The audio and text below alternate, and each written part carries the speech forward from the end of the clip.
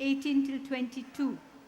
But my vast background is from nursery right up till grade 16, age 16. We have girls in our school. I run a school in the afternoon for street children who are roaming around the streets begging for food. So we have from nursery right up till class 8. Both sex, boys, girls, we teach in the afternoon. And they come from different societies, different backgrounds, and different age group. That's it? Or should I continue for the Sure, dungeon? go ahead. Uh, how do I see the topic? As my host said, that when we were growing up, it was quite different. But now the times have changed, and we have to be very careful with the background of the children which come in our schools. There are many challenges. There are many challenges which I face in the school environment. We have to take permission from parents if they are going to attend a program for Christmas, for Diwali, or Eid or Milad. Until and unless permission is given, we do not include them in the activities. Because tomorrow I don't want parents coming and fighting that forcefully you have told my daughter that she should join the Christmas play. So we are open to all this. Christmas is a time of celebration and they are all eager to celebrate. But we have our limits, we have our boundaries. There are many challenges which I face with the students because they come from different societies, different religion, and different ethnic background. So we have to be careful how we teach them. We have to respect the religion, we have to respect their rights. One of my main thing is if any child's parents dies or is sick, I make it a point to go and visit them in their sorrow. That's my motive. That brings us closer to each other as one big family. The second question. She can say the... Sure, and then we'll take it in. Go ahead. So, Mrs. Singh. All right. Good afternoon, everyone. Just want to let you know a little about myself. I have been in education for 37 years, starting out with being a teacher and now being a principal for 16 years in 2 different schools. I was with Foundation Public School for 27 years and then decided to open a similar sort of school, but for children who are of the middle masses. They cannot afford the so-called great schools. So I've brought down that curriculum to them, and obviously it's a challenging one for me because for 27 years I was very happy to be where I was. And this new change which I brought about was because I felt that I need to give back to the community. And I'm very glad I found friends who thought similarly. And we opened a school right now for the last 5 years. It's called Karachi Learners Academy. And a school which I thought differently of because I wanted to instill in all these people, all these students, the parent community, a feeling of community, which is lost somewhere. It is lost because each one just thinks of themselves now. It's not like Sister Julie said, it's not like it used to be. There are a lot of challenges. And to be a principal of a school is not a 9-to-5 job. It is a 9-to-9-to-9 job. Because everything has changed now. You've seen the political scenario, the economical scenario, the floods, the COVID. So everybody is in distress. And to be able to be a peacemaker, being in the position I am, it is a very challenging role. Like Sister Julie says, times have changed. Children are being influenced by a lot of things, including the beliefs of schools and parent community. And it is difficult for us to, especially being minority, to be able to discuss with people and make them understand that the world is meant to be peaceful and we are all one. And I think that is the message all true leaders try to do, is telling the world that we need to have peace.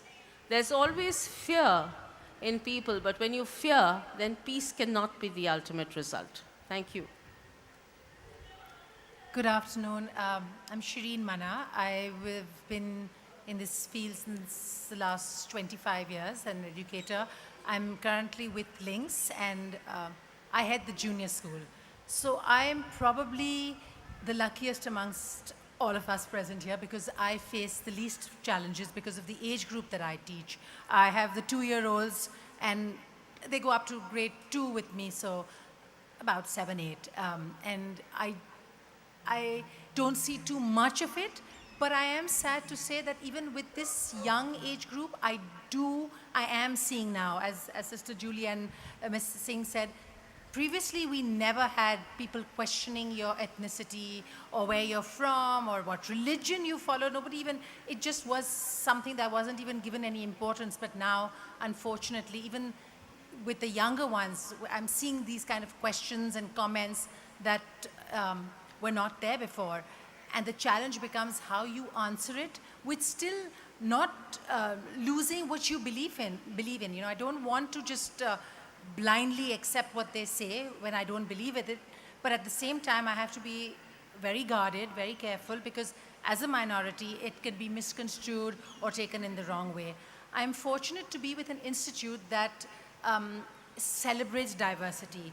Not only do we have children from different religions and walks of life and communities and cultures, even our educators and teachers are from all over the world and from different communities. And when a student is enrolled in our school, they know for a fact that everything is going to be celebrated here, whether it's Christmas, Diwali, Eid, Nowruz, everything. So that kind of helps. So Thank just you. picking up from you, where you said that even in very young age groups, religion is coming into sort of the classrooms and ethnicity, something that didn't happen, and we were all having discussion. Some years ago, this wasn't part of a growing up in the city, going to schools, etc.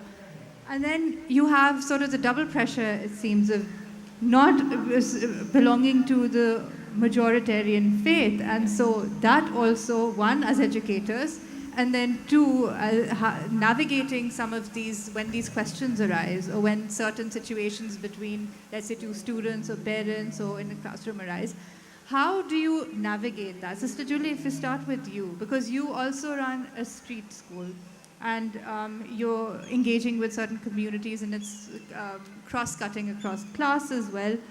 What is it that you are mindful of, given these sort of external scenarios, and what is it that you want your students to be mindful of with respect to others, whether they belong to different religions or ethnicities or even class?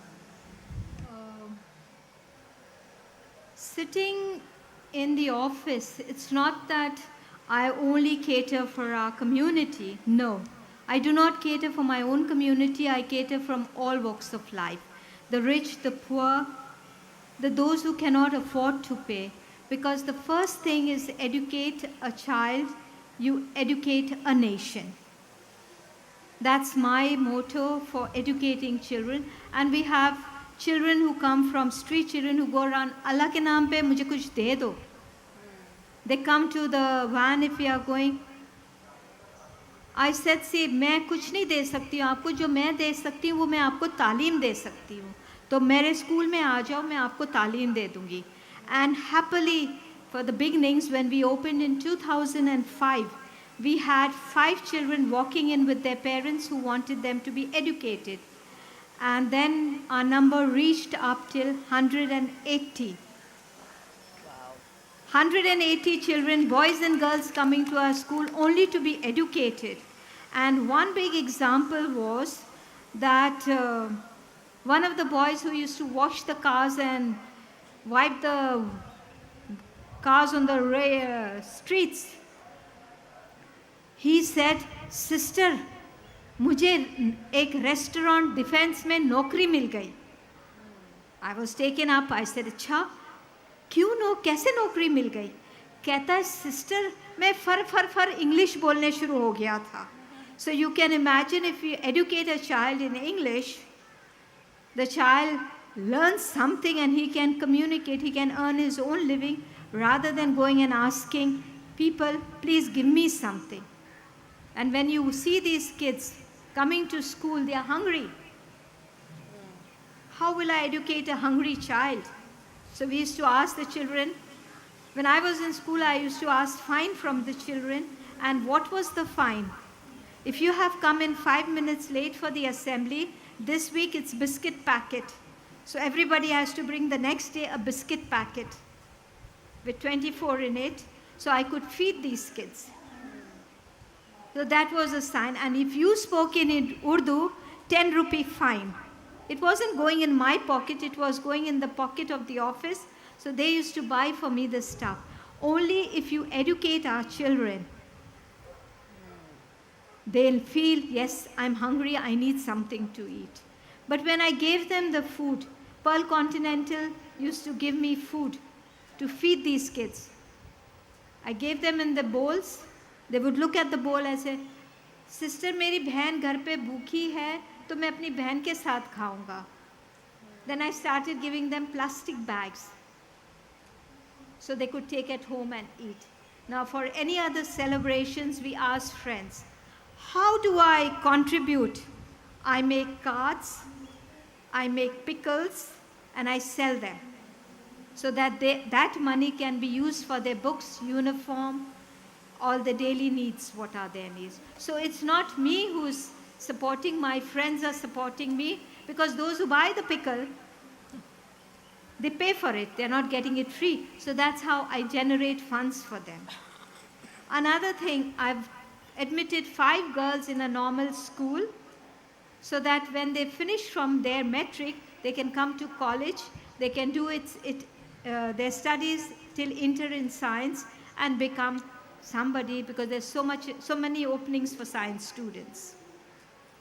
Later, last year we had the floods, and I made announcements in my college.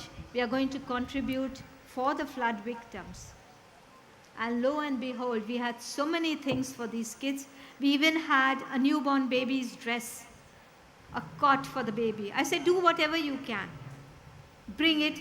And I am not of the habit of going myself and distributing. So I told the children, the commissioner of Karachi helped me to organize it.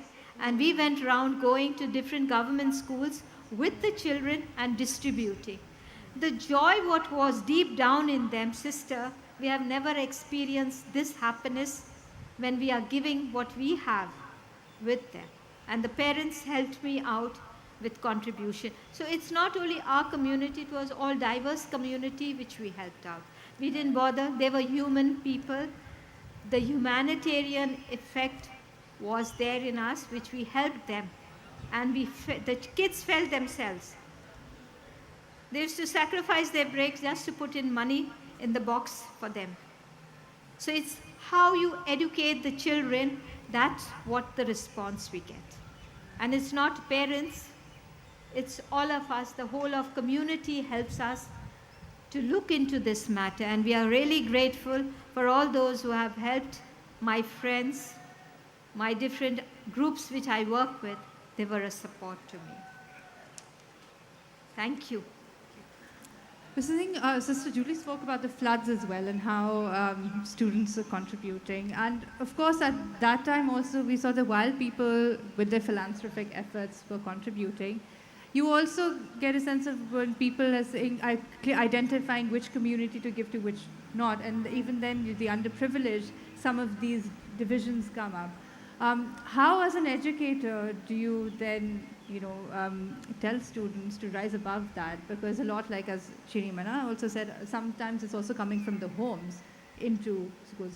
How do you, in your education institute, ensure that those differences, I mean, of course, the differences can be celebrated as well, but there's a negative sort of spin on the differences. So how do those differences not prevent somebody from doing something that's humane? How do you navigate that situation, especially when religion comes in? When we were planning to go, I did not put any boundaries. I'm going to take this girl, the Catholic girls only will go. I gave a free will, everybody. Why? Because God has created all of us. He hasn't created, we make the differences. God has created each and every human being, and He looks after us. It doesn't make any difference whichever community you go and serve. So until and unless we tell the kids, and they were eager to come. Even those who wear hijab, at the beginning they said no. I said, you can wear your hijab and come, there's no difference for me. You cover yourself, you cover up, even if the abaya they are wearing, I took all of them. If I put a difference in myself, then there will be difference. Yes. My college is for everybody.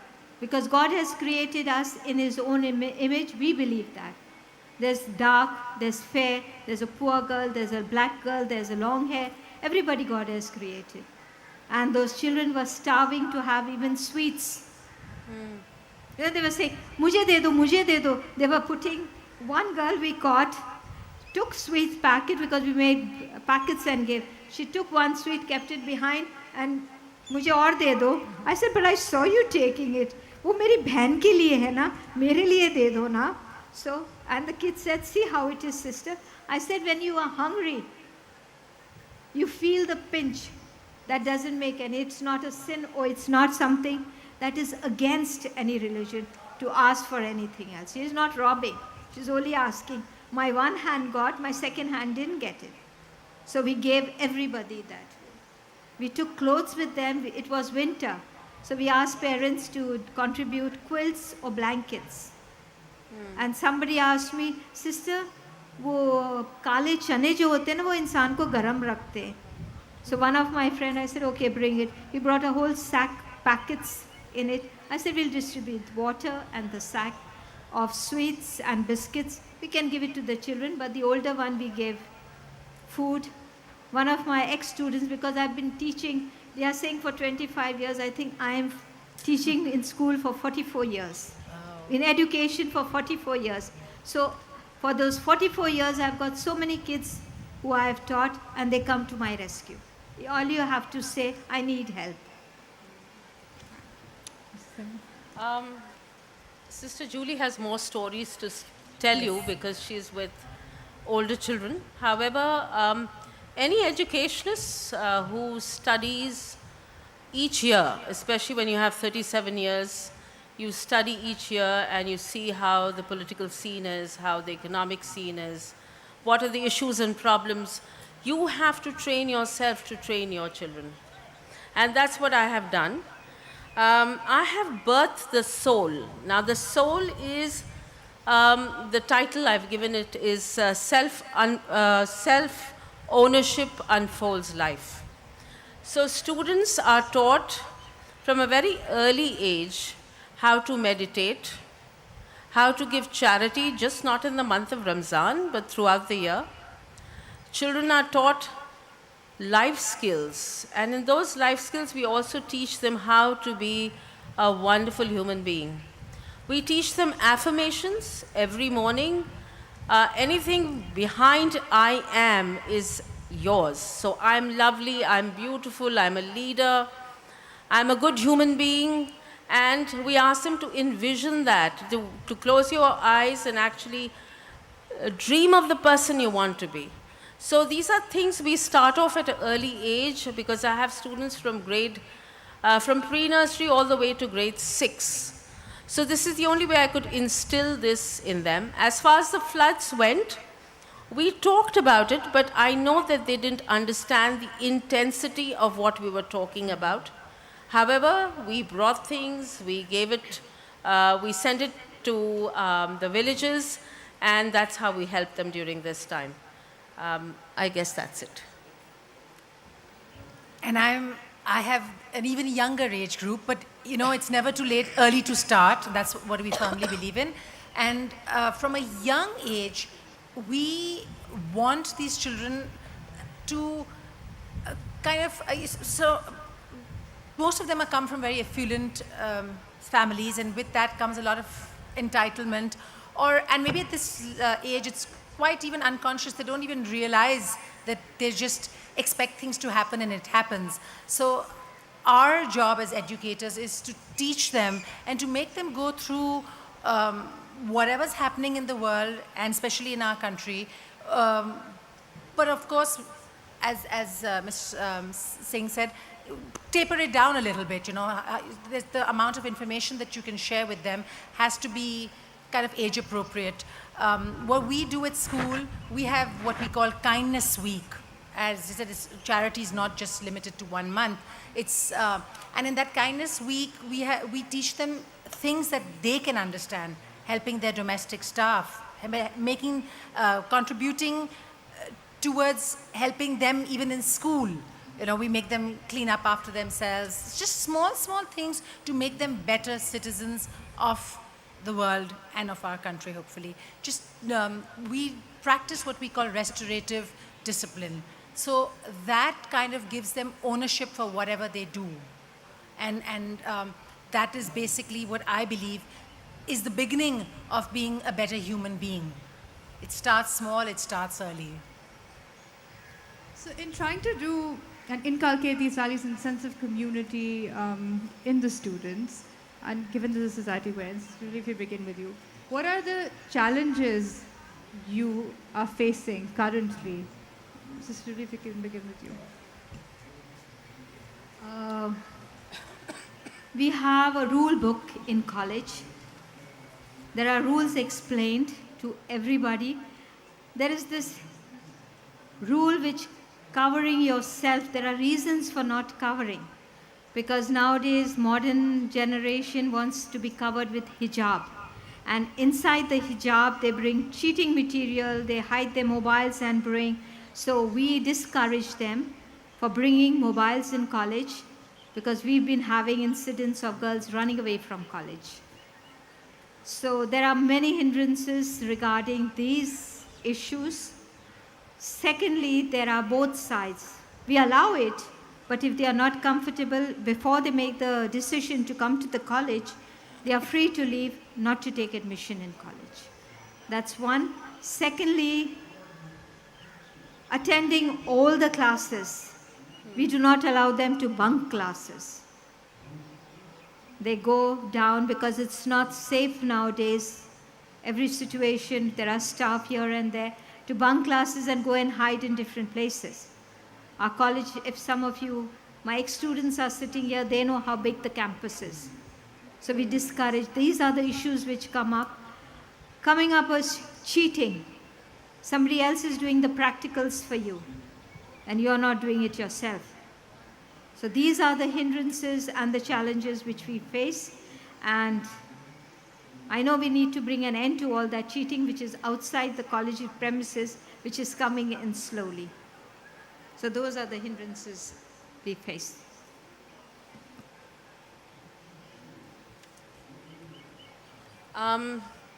I have got smaller children, so the problems are small. Thank God for that.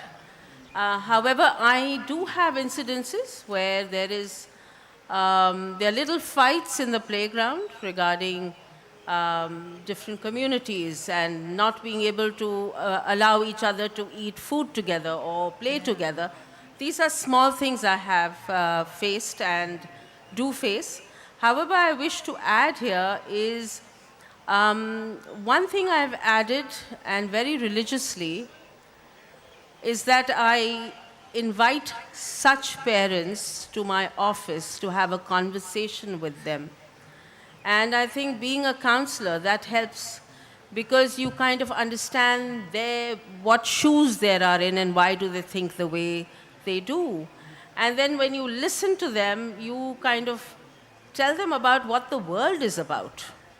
The differences we have, the wars we have, is because of it's us against them. And I have been very successful in certain ways where I have helped parents to understand that we are global. We are global people, and we need to accept people.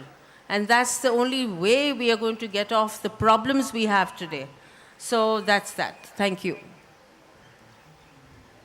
Yes, I like that. Small children, small problems, big children, big problems. So I guess I have the smallest. Instilling a sense of community is so important. And the, because of the diversity that we do see in the classroom, and the fact that, as I had mentioned earlier, it has been coming up. Previously, there was never a mention of who XYZ is from, or which community, or which sect. But now, sometimes it does come up, even in these 3 and 4-year-olds.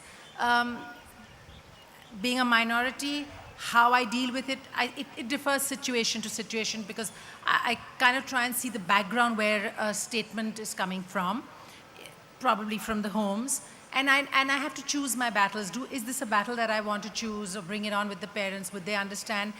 So the best thing that I could do with these challenges that is faced is to keep repeating and hoping that even subliminally they'll pick it up, that it's we are one. It's one community. We're all the same.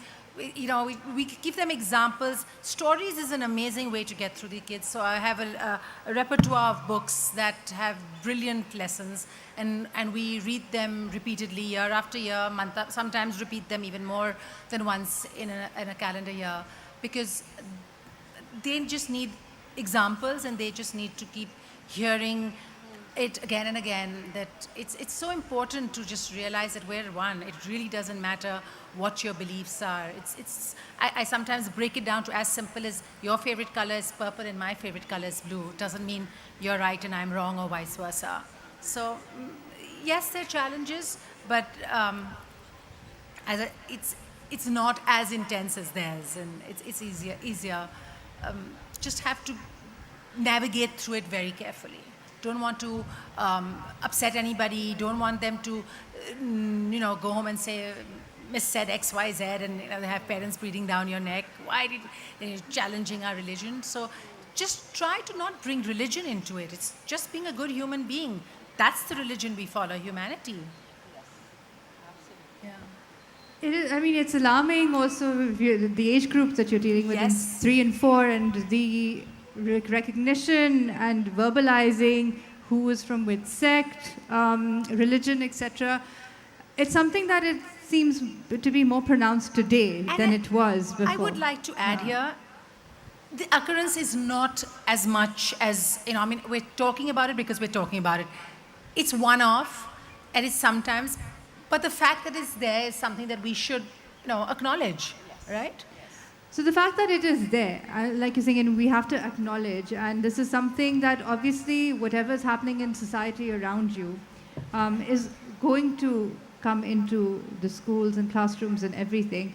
Is there something, and then I'll open up to the audience as well, but being educators, but when you were being educated in a society, as we were all recalling, was different also. And that has an impact on how you identify, or what you think of, or what the education you're receiving in the home, or what you're seeing. The kind of diversity that has existed in Karachi, religiously, culturally, etc., whether it's festivals, places of worship, etc., visiting, this is something that was a very normal part of growing up here. Sister Julie, if I could begin with you, what is it that, you saw around you previously, while you were being educated, and also in the previous years that you were educating, that has starkly changed, in some of the things that were good, that kind of mixing that used to happen, that didn't give, didn't air out all of these differences so much? When we were growing up, our parents did not get into the fights if we fought among our friends. We would come home and tell, Mommy, this happened to me. She had a fight with me. Mommy said, don't come and tell me. You fight, today you'll fight with her, tomorrow you'll be her best friend. We parents will be the ones who are not talking with one another. So no fights were brought at home. Nowadays what happens, even if the child has said something or the other, the parents come, put their sleeves up and come to fight with us in the office. Why did that girl say that to my daughter? So there is no tolerance with the parents, so the parents project it to their kids, and the kids go and tell. But in my place in college, I say, the office door is never shut. You have a problem, come directly to me. Say, sister, this girl has said something to me. We'll come and sort it out among ourselves. But don't go home and tell your parents, and then the parents come in. And why did you say that to my daughter? She may be from any religion. We don't need any of these things. And there are some parents who come to my office. I try to explain to them, and they understand. I say, let's be friends. And then I give an example. When you go 6 feet down, will you take all these quarrels with you, or are you going alone down? हाँ sister, हम तो जैसे आए हैं वैसे जाएंगे. I said, then why are you taking all these with you? Then they understand what I'm trying to say. So today they are not friends, tomorrow they'll be friends, we are the ones who will be the enemies. So my policy is, you come, talk to me, we'll explain to you. And there are cases of young girls coming in and sorting out their home problems also. So it's a positive and a negative side of both seeing together. Singh? Let me add here, normally I tell parents, because I've seen that the level of acceptance and the level of patience in people have declined. Maybe there are a lot of issues with that, because parents are going through a lot of issues trying to cope up education, and education is not cheap in many cases. And of course, with so many people losing jobs, there's a lot of pressure on them as well. So I normally tell them that, you see a banyan tree. If you have a huge banyan tree and you grow a little sapling underneath that sapling is not going to grow very tall, because the tree is overpowering the sapling, so it doesn't receive enough sunshine and air. And that's what parents normally do nowadays. For all the time they spend out and don't spend with their children, what they do is they bring things for them, and we literally spoil them. And with these huge banyan trees, which are the parents, their saplings never learn how to grow to be independent and responsible. So with the result that even with this less of acceptance, patience, children they're not children like what children used to be before. They want everything for themselves. If they have a toy, they don't want to share it with others. So these are little things we as parents and educators need to spend time with them to show them and tell them that it is very important for them to be able to play with others, be like others, and spend time with others and not complain. There's a lot of complaining. I don't know if Ms. Shireen would agree with me here, but the complaining of children has increased. They want everything for themselves. And this is something we need to teach, educate, and parents need to give more time to their children. Not only they want everything for themselves, they want everything now. There's this sense of gratification that needs to be addressed immediately with them. Coming back to your question as to how things were different when we were growing up and when we were on the other side of the fence in school, there was never this mention, or rarely this mention of which religion are you from?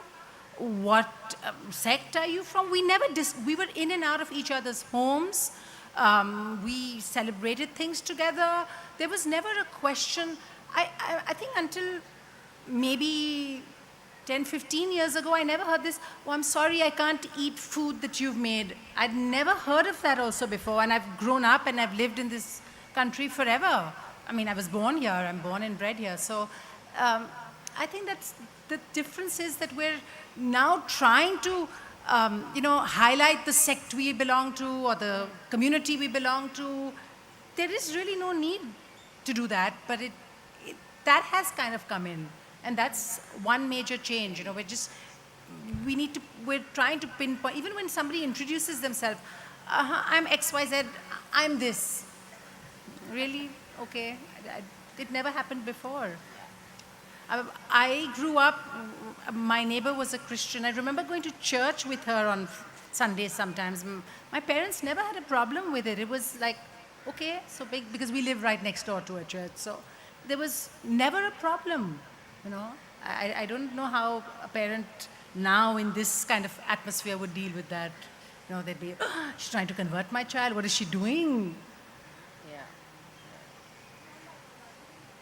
Why do we open out to the audience, right? Because precisely Yes. the experience of growing up here, but then again, what we're seeing in terms of, because education is not just in the classrooms, it's what you learn from your environment and your homes as well, right? And that all has a bearing. And especially here when you're trying to teach children to share, and you're talking of sharing in a different context, but when you share food, and if young children are going to be very cognizant of which faith you're from, am I going to share my food, are we going to eat together or not, and these are things and do create this divisiveness and situations that you have to navigate and deal with. Do we have a mic in the audience? Does anybody have a question?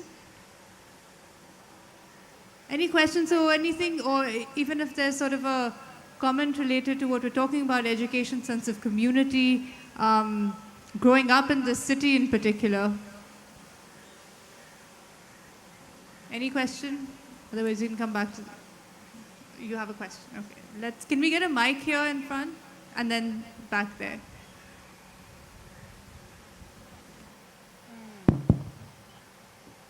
I think I'm a teacher as well. I teach primary children. I think one of the issues is that we don't have a subject, or necessarily in a lot of schools, that focus on personal development, like PSHE that we have, and or mental health. And so I think these kind of classes, there needs to be a subject which is just talking about these things, differences, celebrating differences, gender differences, and in the wider community, the religion, the faith, the communities, and how we are all human beings. Because even I face, everybody faces these things, oh, I cannot say Merry Christmas, or these are not one-off things. These have perpetually been growing vastly in number, these kind of cases. You would say, oh, you wouldn't expect these kind of things in certain schools, but it's everywhere.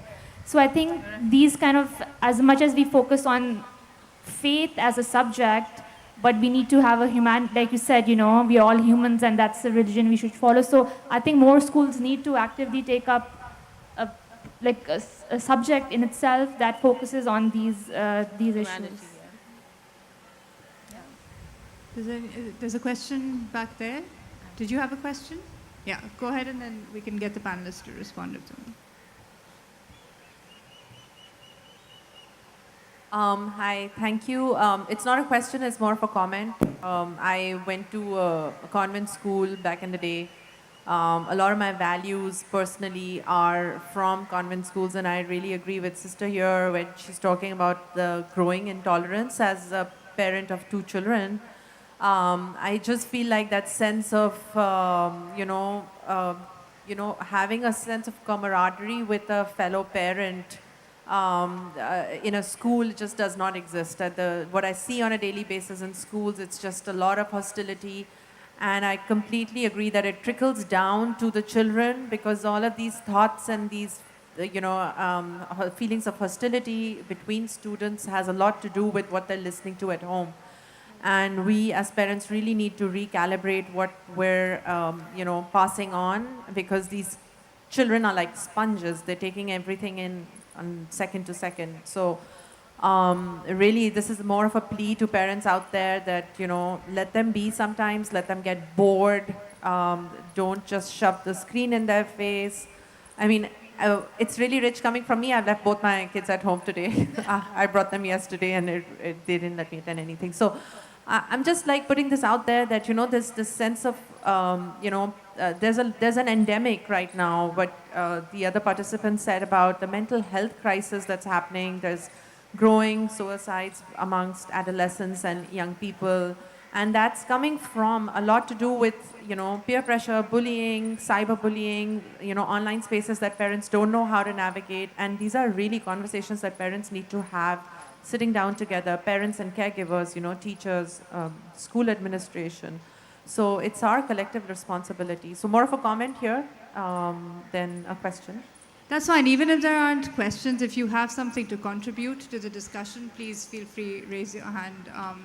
because it'll be sort of a two-way, and I'll let the panelists also respond if you want to anything, because as parents, and maybe if anybody else has any input on, it's not just the educators developing communities, but as you said, there's this difference between parents, and you want to have sort of either like-minded or a community for people who will relate and do things. So maybe community building within parents groups, if that exists or is happening, to sort of reduce some of the hostilities, to focus on mental health, child development, and as you mentioned, there's student suicide that's going on. Mental health, of course, with COVID and the economy and what's happening in homes, it's going to have a direct impact on the children, regardless of what age they are.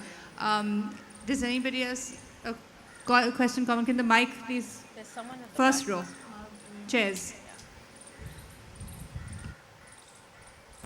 So I think in addition to children and teachers and parents, I work with young founders and startups, and I've seen that if you throw them together and you teach them that they're all the same, many of them you'll find, I've had founders who are who are Muslims or Christians or Hindus, and they're like family. They help each other, they work together, they look out for each other. So I think you have to create that environment where they learn to respect each other's values and religion, and also become friends, so they look out for each other. I think it's the kind of environments that each one of us, wherever we are, create.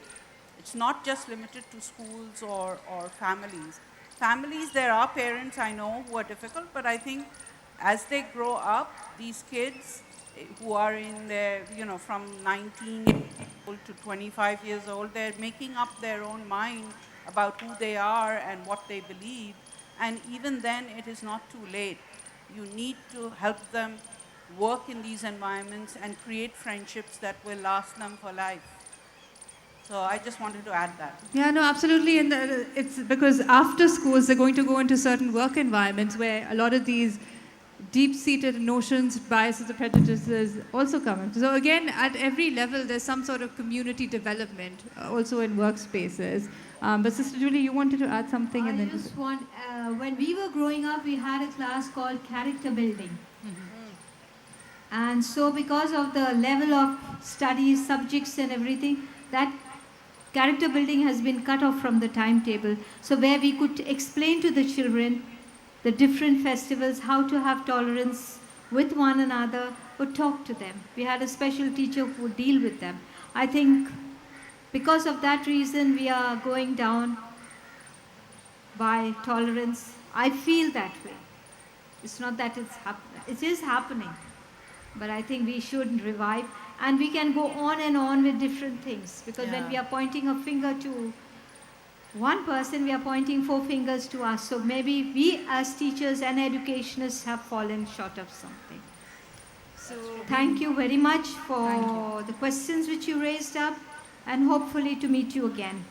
Thank you. we've run out of time. Unless there's any quick comment from any of the panelists, we'll wrap this up. You want to say something? I have a quote here which I thought would help me. I don't remember the name of the person who said this, but this person is a sociologist. He says that children are the living messages. We live to a time we shall not see. So my message today is, let's put in as much as we can so the future looks bright. Thank you. Thank you. I enjoyed hearing the different perspectives and the different comments, and it just kind of highlighted what we believe in, collaborative learning. We just all learn from each other in every walk of life. Thank you. Thank you to all the panelists, and thank you to the audience for being here and participating. Thank you for your Thank you. Thank you.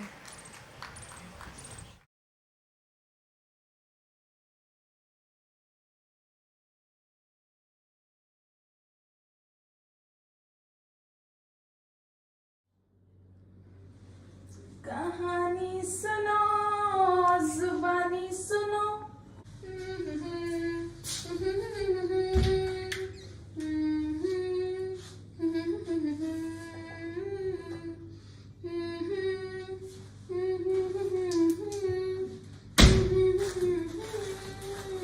तेरी चाहत में कितना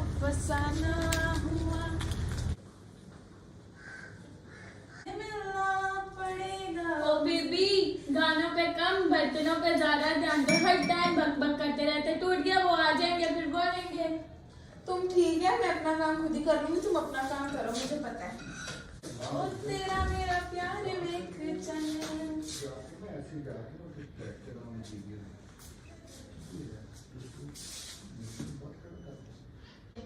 तुमने मुझे मौत लगाई, मेरा जूता साफ मैं तो नहीं कर रही, करो। मैं नहीं कर रही। हमने ख्वाबों में खोई होती हो, ये सिंगिंग अपनी घर छोड़ के आया करो, इधर ना किया करो। मेरी मर्जी, मैं गाऊं ना गाऊं, आपको क्या मसला है? ये मेरा घर है, तुम्हारा नहीं है। तो आपको मसला क्या है? मेरी आवाज अच्छी है, मैं गा सकती हूँ। तो ये अपनी आवाज अपने तक रखा करो फिर। तो अपने तक ही थी, आपको नहीं नजर आता? आप उधर होके चल लेती। मैं उधर होके चल रही थी। तो खुदा ने हाथ दी है ना, खुद ही साफ कर दी, इतनी आपको मसला हो रहा है तो। मसला हो रहा है तो मैं तुम्हें बाद में बताऊंगी, बदतमीज। हत्थां विच होवे तेरा हथ, समा थे ही खलो जवे।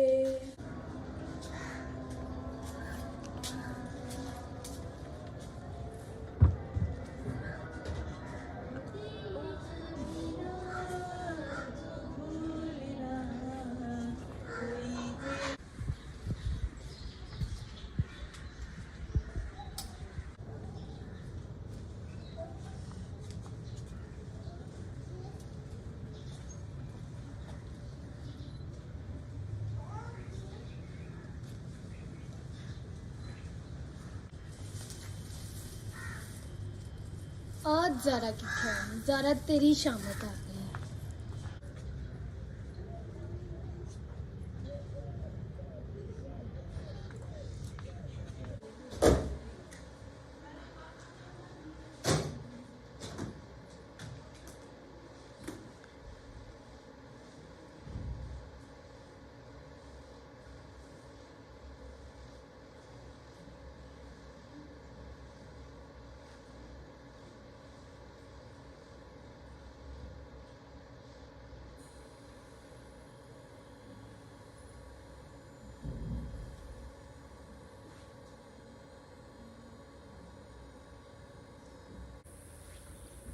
दुआ भी लगे ना मुझे, दवा भी लगे ना मुझे, जब से दिल को मेरे तो लगा है।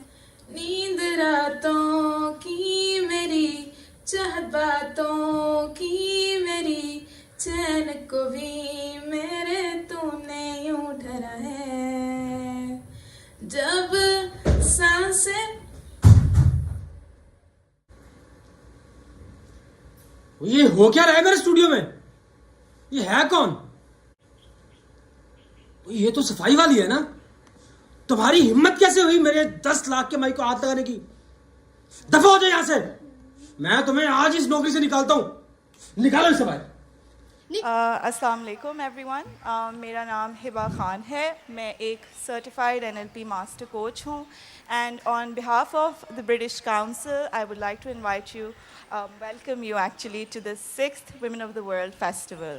The topic of our conversation today is an extension of the theme of the festival, which is Royal Mill.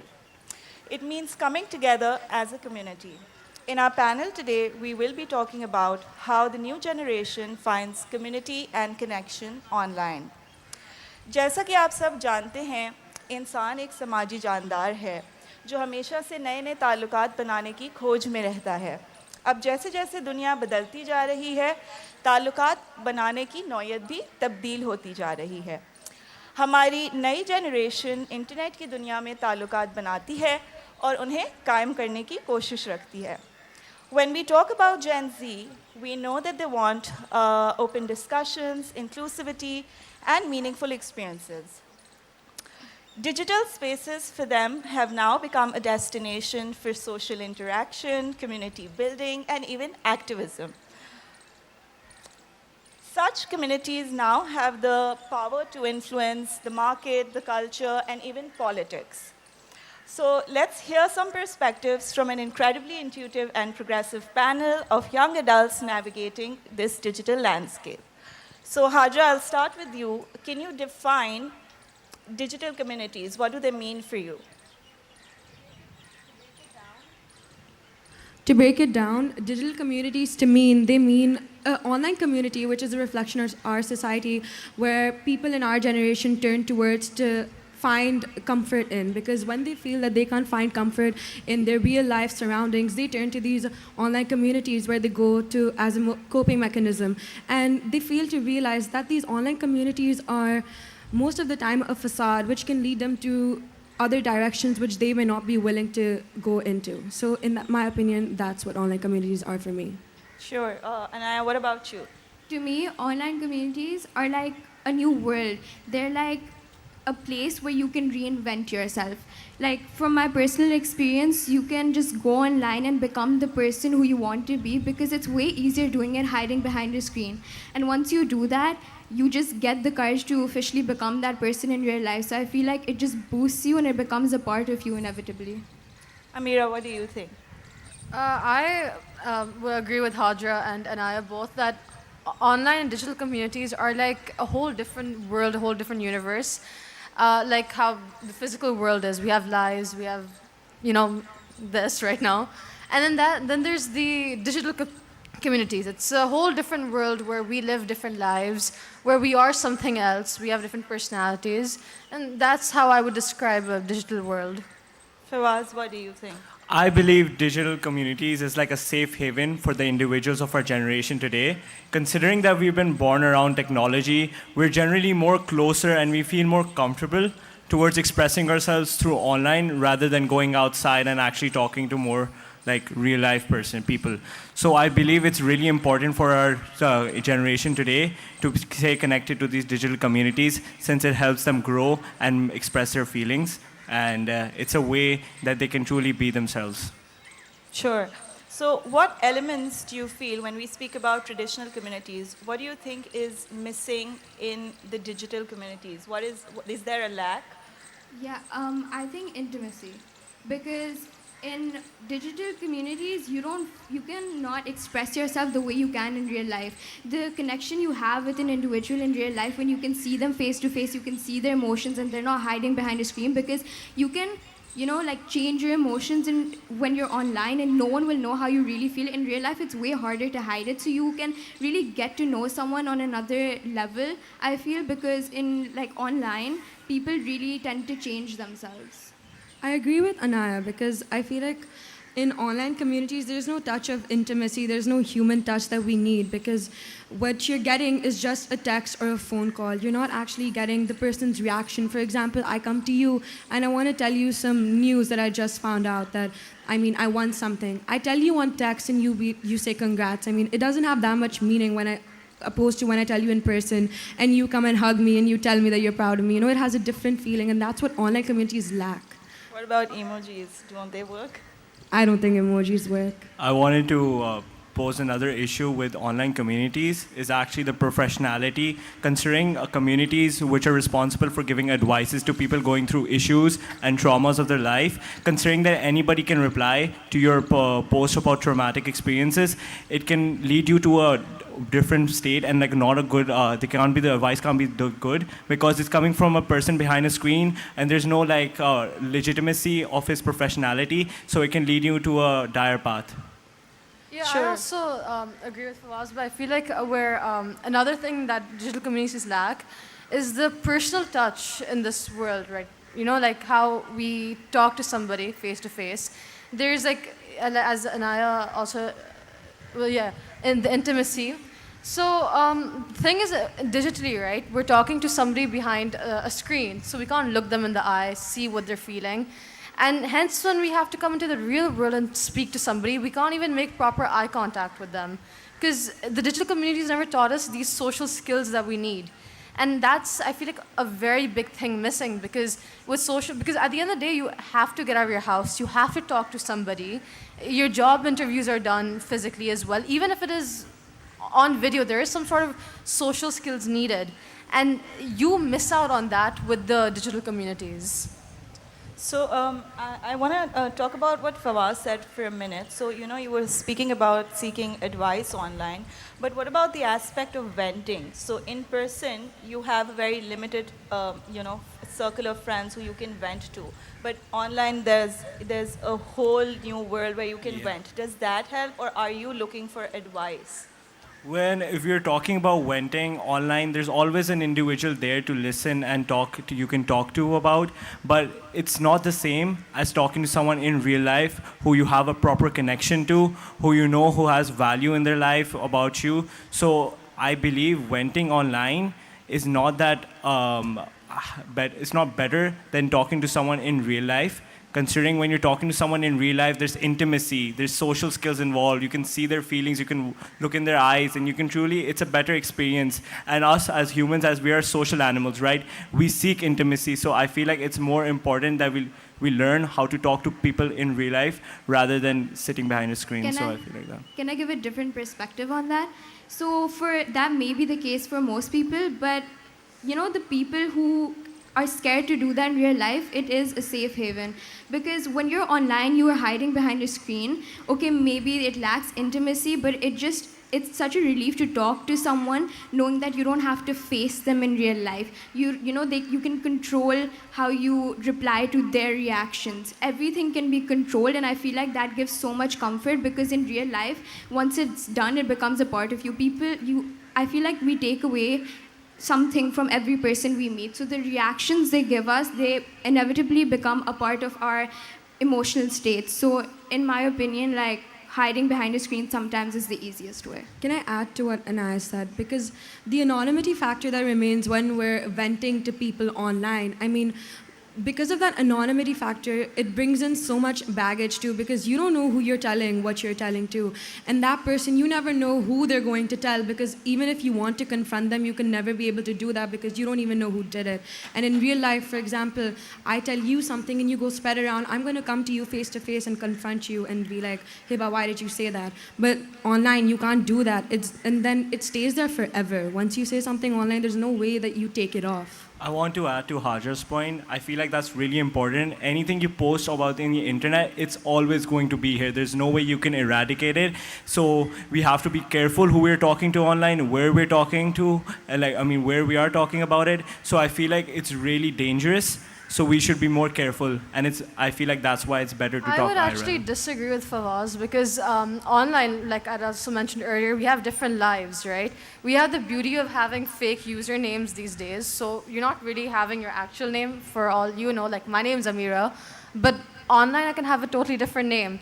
I feel like venting, like as Haja and I said, I think it's better when we're behind the screen, because when we're talking to somebody face to face, we may feel like we're like skating on thin ice with them. We're like looking at their reactions, seeing how they're reacting, and we're like, maybe I should be quiet now, maybe they're not going to understand it. Online, we're just like writing this whole big paragraph where like, this is what happens, this is what I did, and that's where things end. And that's where I feel like it's better when people vent online. Can I add to that? And also, like, it's like the fear of facing someone in real life. Like I said, you can control yourself online, but when you went to someone and then they stop being a part of your life or whatever, and you need to face them every day, I feel like that becomes really challenging, especially in today's generations. Like, you have to face people knowing that they know everything about you and you guys don't talk, and there's always going to be that fear lacking that, you know, they know stuff about me and I can't do anything about it. But whereas online, you can like post to be another person, you can just get it out of your system, talk to people who are not even in your country per se. So it's easier, just like you don't have to talk to someone you know. It's way easier talking to a stranger sometimes. To what Anaya said, let's just say that when you talk to someone online, you can't, yeah, even in real life, you can't control someone's reaction, but especially when you're venting to someone online, maybe you need someone to be there for you at 3 a.m., 4 a.m., 2 a.m. They're not going to be there always. They're not going to be at your beck and call every single minute. And what if it's an emergency? What if that's the split second someone needs to save their life? That's one of the bad sides of online communities, that you can't turn back. Yeah, right? Accessibility. So what are the good aspects of these online spaces? So you guys are giving me a lot of negative feedback, which is quite unexpected. What do you guys think are the positives? I feel like reinvention, like I stated, it's like, so when you're online, you don't have to be the person that you are. You can become the person you want to be knowing that you have a safety wall. You know, like in real life, it's like you do it or you don't, and people will see it, and you just feel so judged. In online, you can control yourself, and online, you just feel like, okay, now it's done, I can move on. And on online, you can also just like, you know, completely like change who you are into what you want to be. And in real life, I don't think people give you the benefit of the doubt and second chances as much as you get online, because you get to meet different people and start over. Yeah, I wanted to add to Anaya's point, considering that our generation, we've grown like with technology around us. So automatically we feel more safer and more connected towards technology. And when society and like the individuals around us, they don't accept our interests and what we enjoy, we can go turn to social media and communities which accept you for who you are and who have similar interests to you. So it makes you feel like that you're not that different, and you feel more safe and more accepted with online communities. So I feel like it's really important to have those, because for people who have individuals around them who don't accept and don't like for their interests, it's important for them to have online communities by their side. Can I add to what Fawaz said? So like he stated, like when we live in our physical communities, they're like Khadra stated, a reflection of the online communities are a reflection of them, right? So when you're like in that one place with people who have the same one mindset, it can get really hard when you don't think that way. So when you have that online option at your disposal, it's like you can get out of your comfort zone. You can get out of that, you know, mindset, and you can see people who think the same way as you do to make you feel less alone. I agree with Anaya to an extent, because when something negative comes from someone from, let's say, your own family or someone you know on such a personal level, it hurts more than when it would come from someone online. Because when it's online, you can just shut it off. You can just be like, you know, I don't want to deal with this. But in person, you can't. You need to see that person every day and keep in mind what they said about you. So I think that's definitely what she's saying. I feel like, another point I'd like to add, like the good thing about social media is, well, socializing in itself, you know, it's in the word. Because, I mean, personally for me, as someone till a very certain age, like till 7th grade, didn't have many friends. When social media came, you're like, oh wait, yeah, these are these people. And when you're like online and you have this whole personality you're building up, you're like, oh wait, yeah, I can have more friends now, that's fun. And I feel that's the biggest advantage anyone can get from social media, is actually socializing, having a bigger circle of friends, which also later on helps you in life when you're trying to get a job, interview, anywhere. This circle of friends you have actually help you get there. So networking, right? Yeah. Okay, so is there any point in time where you feel like it's getting too much, like I have to constantly check my phone, I have to constantly maintain my profile? Does that happen? And does it isolate you as well? So for example, you're hanging out at a party, and instead of talking to your friends or being connected to them, you're all on your phones, and it's like you have to post about it to tell the world, like, you know, it's if you don't post about it, it didn't happen. Does that happen also? I think that's a problem with Gen Z all in all. Like, I feel like everyone thinks that if you're not seen, you're not there. So it's become a problem that everyone feels the need to put themselves out there because it's become a norm. So you don't want to be different. In today's time, no one wants to be different. They just want to fit in. I feel like it's a stigma that has been there for generations, and Gen Z has yet to break it. So I feel like we're just going along with the path that has been set for us. Yeah, I agree with Anaya to an extent, but I think it also depends person to person. Like, for you, maybe it's important for you to feel relevant. You might have to post about it, that I did this, I got that. But for me, I might not have to post about it because I may be content, but it does depend on ideology. And again, it depends on the society you live in, because if your society puts that pressure on you, that people don't know what you're doing, which is why it doesn't matter, then of course you're going to want them to know so that you can feel accepted within also.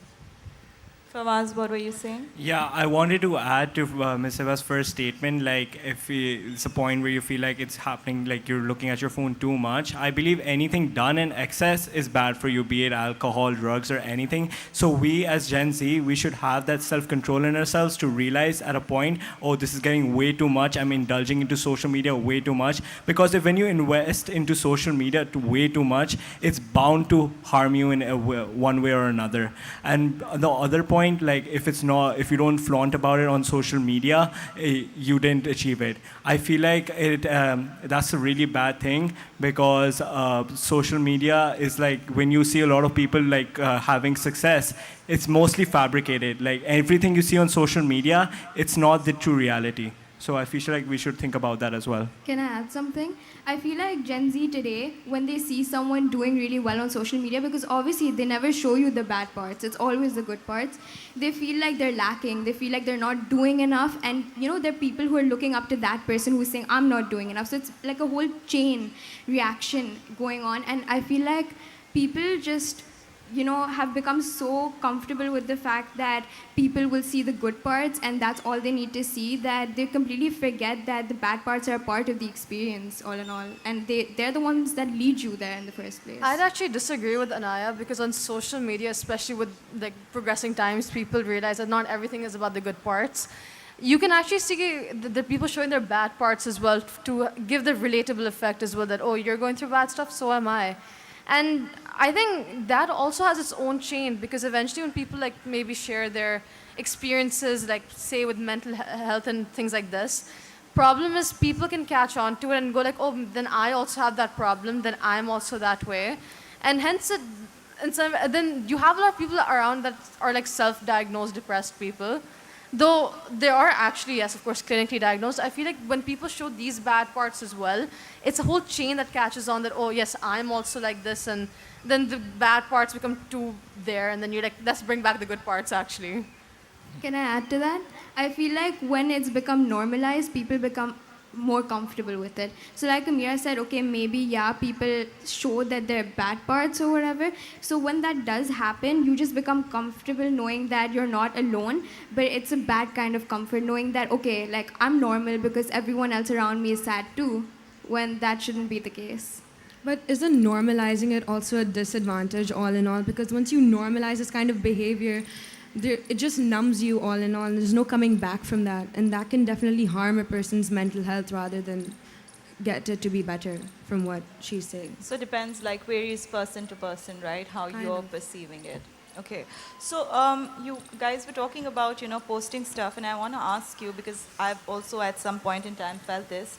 Does visibility equate to success these days? So if I get or if I don't have 1 million followers or a number of likes, so I'm not relevant enough, is that an added pressure on your generation which we did not have? Do you think so? I think it relates person to person, but mostly yes. Like nowadays, people, they post a lot about themselves, and when Gen Z especially, because we're told that we're like, the modern generation. We're supposed to be doing more. As children, we're supposed to be advancing like our peers are, or other kids around the world are. So it gives a lot of pressure, but at the same time, it can be as a sense of motivation. For me, like I didn't know what MUN was, and like seeing it, talking about it, like seeing it everywhere, just persuaded me into thinking that, okay, like I can do more with my time than just following the basic school system and everything. So I feel like it depends person to person. It's just the way you perceive it. Sure. Anybody wants to add to that? I agree with Anna. I think it depends person to person, because definitely for some people in our generation, again, it comes back to society. When society makes you feel like it needs to be known, then you need to put it out there for them to know that, okay, I am successful. But once you in yourself find that contentment that I don't need people to know, then it really doesn't matter. Sure. So what about short attention spans? Like now we have 30-second reels, and you guys have developed very short attention spans. But when we talk about the school structure, you still follow pretty much the same structure which maybe I had, and you have an hour-long classes. So how do you deal with that? Matlab, ab teachers reels to nahi bana sakte hain. What is your thought process behind that? A lot of the times, like let's give an example, people start leaving class or they start making excuses that they want to go to the washroom and all, and it's all because, let's give COVID 2 years as an example. I mean, attention span then got so bad because if they couldn't focus, they'd just leave the class, or they'd act like they had connectivity issues. And now when they can't do that in real life, because obviously you're there in front of that person, so they make these excuses about being sick or going to the washroom, and that is not a solution. And I feel like for this, there needs to be a solution, but obviously it's a hard thing to come up with. I wanted to add to Hajar's point over here that I feel like social media played a big role in deteriorating our attention spans, and that's probably why a lot of students today bunk classes. Because to be honest, some people, like most students, they just don't have that attention span to listen to a teacher talk about a certain subject for approximately like 50 minutes to an hour. So I feel like there should be a solution, as Hajar said, and that's basically, yeah. Yeah, I also agree because personally, like when I open Instagram and everything, if it's a reel about World War One. Now, the thing is for World War One for me, when they have it on YouTube, like those 7 or 17 minutes long video to explain the entire thing, and you're like, I still don't get it. Apparently, a 1 minute reel or 3-second reel just made me understand the entire what happened in World War One. And then you realize that, oh, yeah, my attention span is limited to only this much, and I can't actually focus any other, like longer than a minute. I will just like blank out. And you can see that in school as well, like when your teacher's trying to explain you something in like maths or any other subject, and after like 10 minutes, you're like, when is this gonna end? I'm done. My capacity is over. And that is a very big issue because even when with conversation, maybe you can zone out because you're like, my attention span's gone. I don't even know what we're talking about anymore. Can I add to that?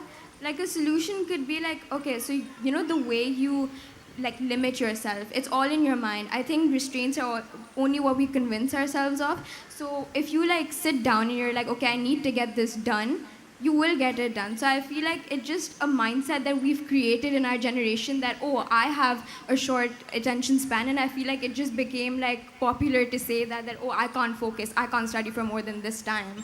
Like it's just become so normal that everyone's just like, yeah, me too. They just add on to it. But it's really like you can train yourself into doing anything.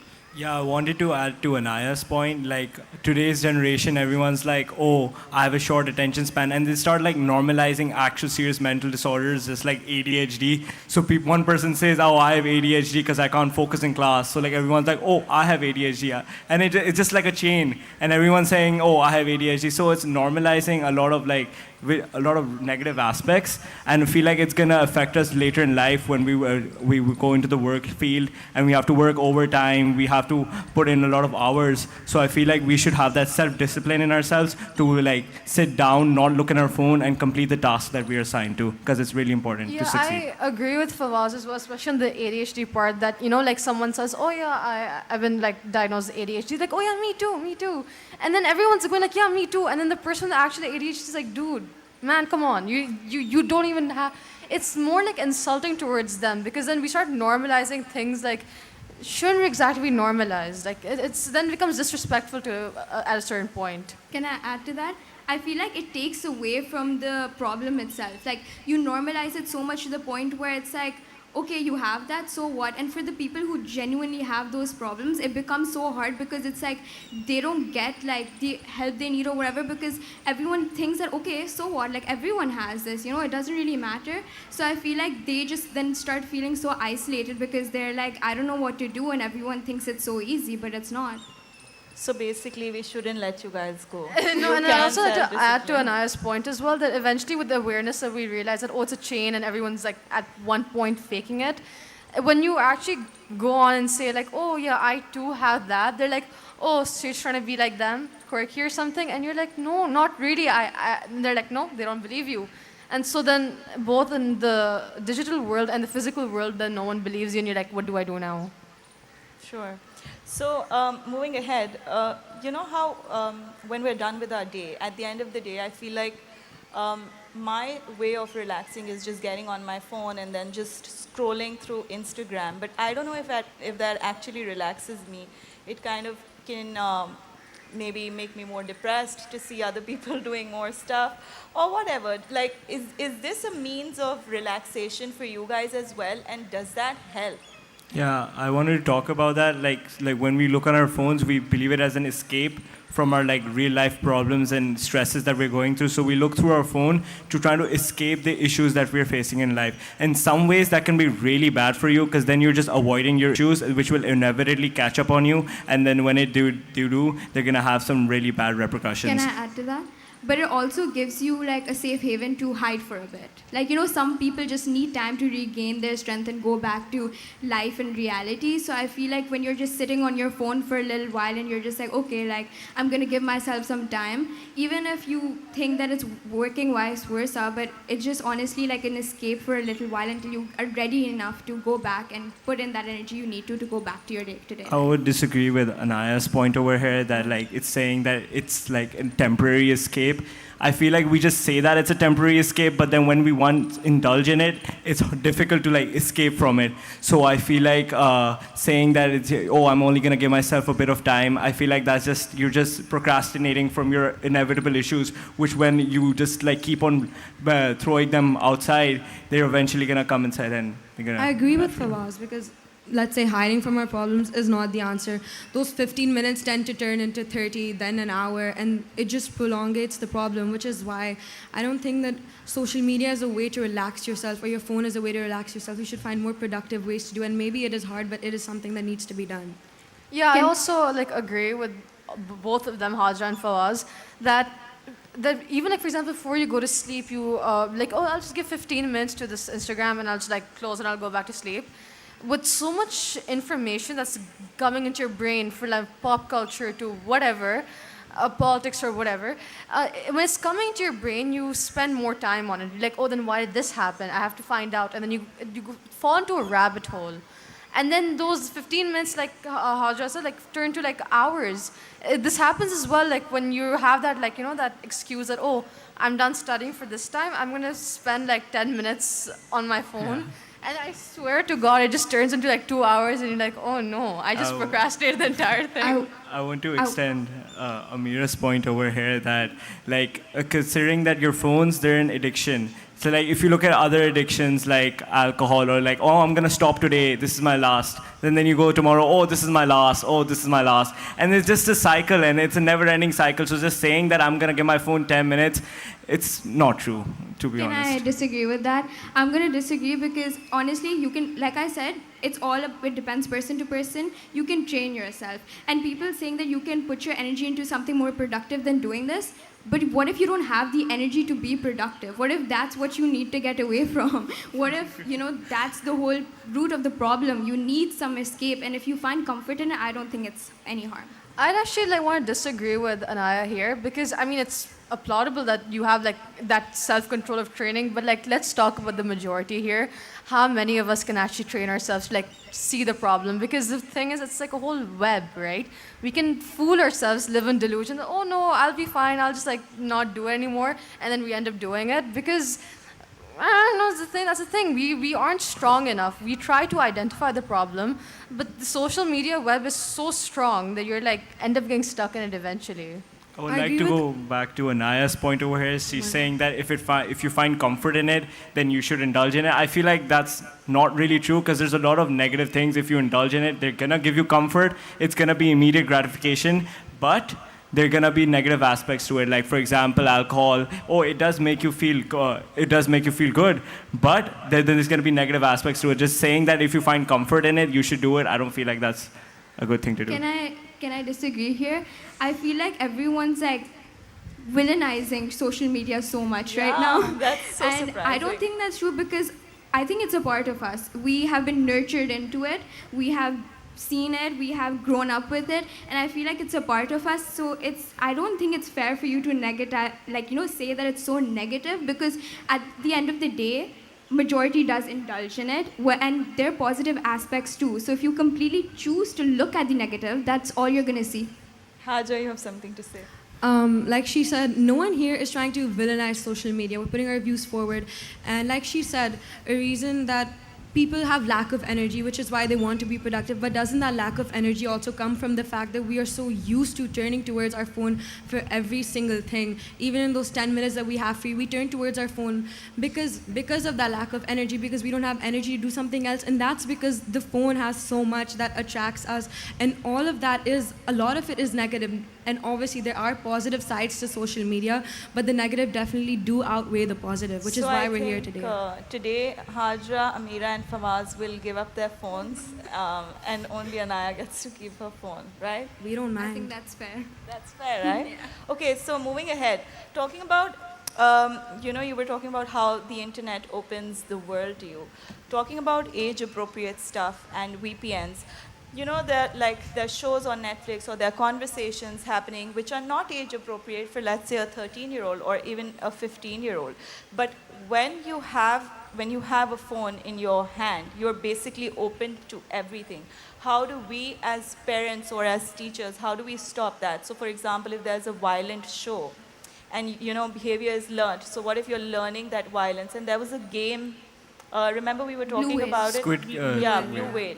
Blue So Whale. what about these things? How do we protect the youth from all of this? I don't think there's any way to protect the youth from it unless the producers of these types of games, obviously they bring themselves to a stop, because kids, they see something that they're not supposed to do and they're going to run towards it. There's no way to stop that because that's inevitable. So unless you get to the root of the problem, which is the producers, you can't really stop the consumers from getting to it. Yeah, I wanted to add something related to Hajar's point. I feel like it's more the government's responsibility to sanctionize these negative shows, TV, videos, etc. So I feel like the teachers and parents, they can only do such till some extent. Okay, you can look over your child's phone, but there's gonna come an age they're just gonna find it on their own. So I feel like it's more the government's responsibility to look over the content I that's actually being consumed. disagree with both Hajra and Fawaz because these producers have a target audience they're aiming at. For example, if a show that's 16 plus with bloodshed and violence, right?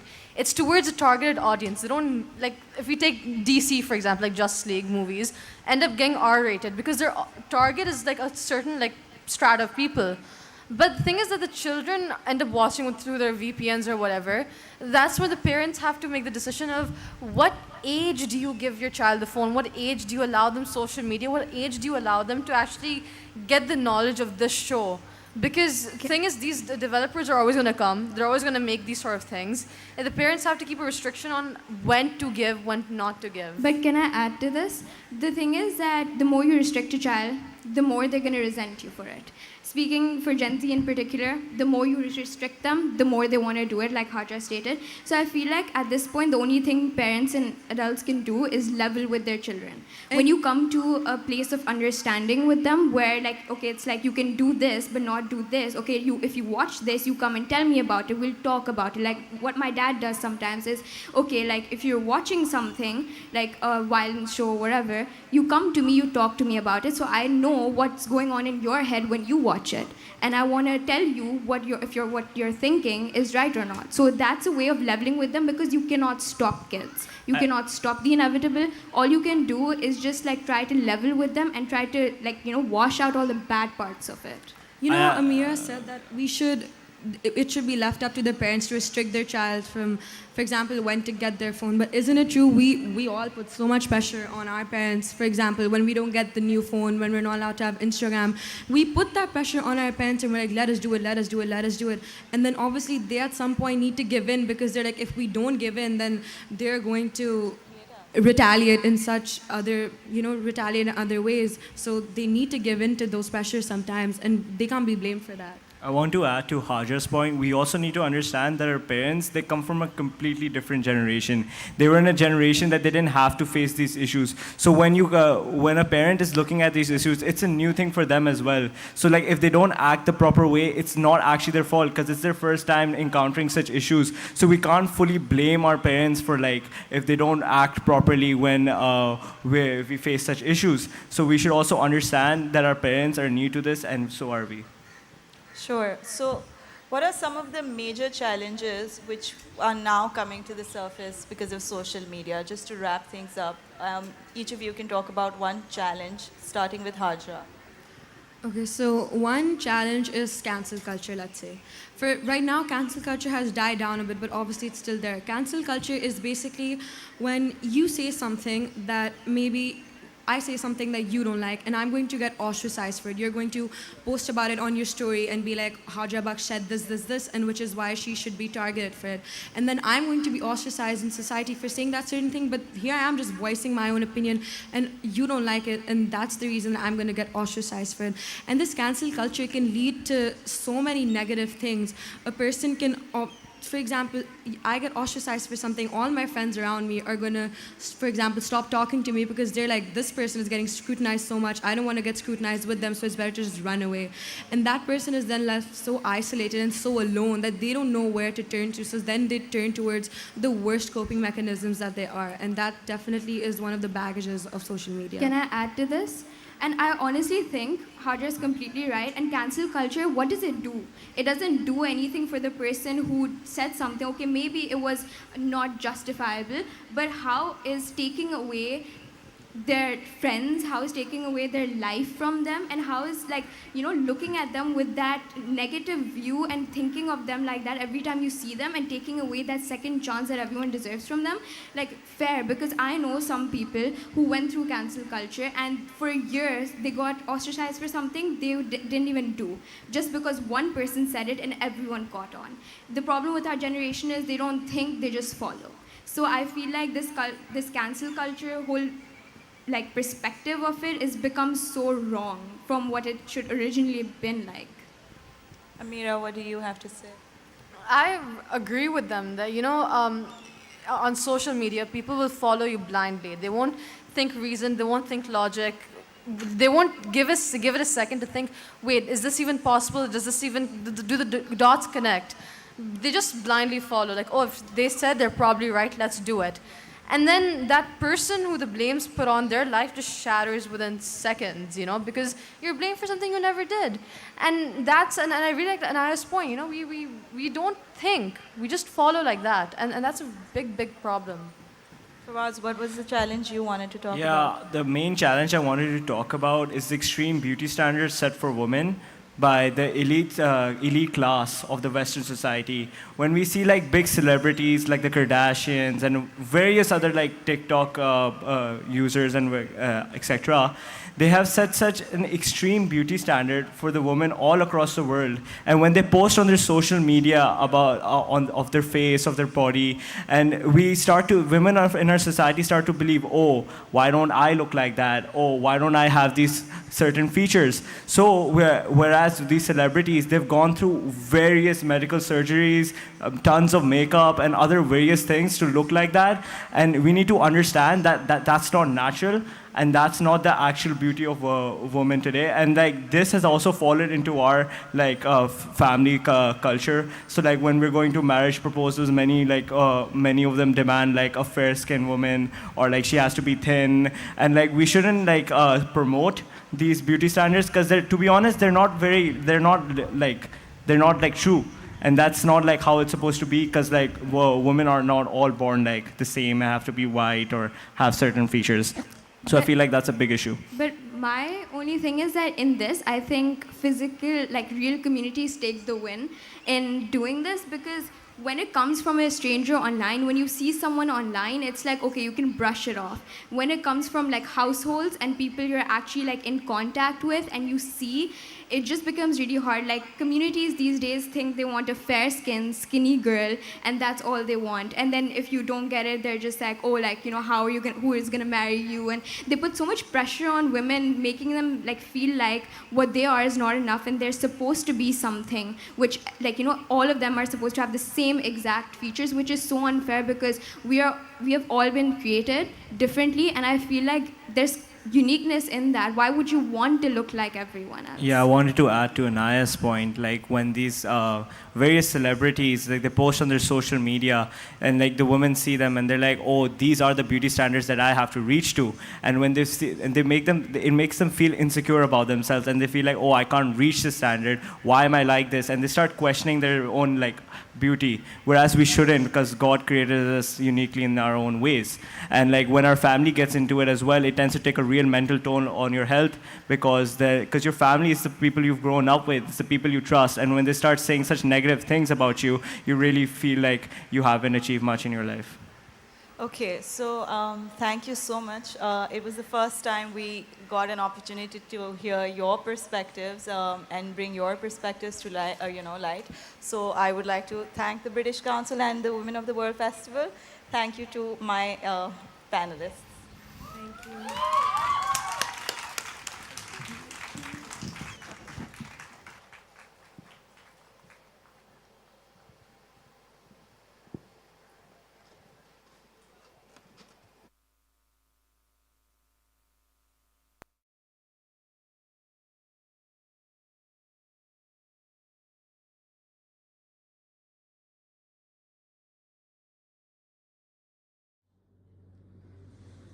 कहानी सुनो जुबानी सुनो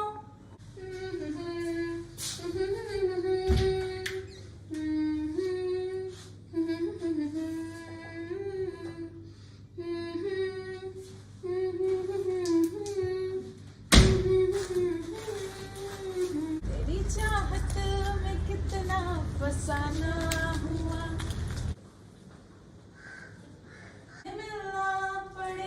ओ baby, गानों पे कम बर्तनों पे ज्यादा ध्यान दो। हर टाइम बक बक करते रहते, टूट गया वो आ जाएंगे फिर बोलेंगे। तुम ठीक है, मैं अपना काम खुद ही कर लूंगी, तुम अपना काम करो, मुझे पता है। ओ तेरा मेरा प्यार देख चल।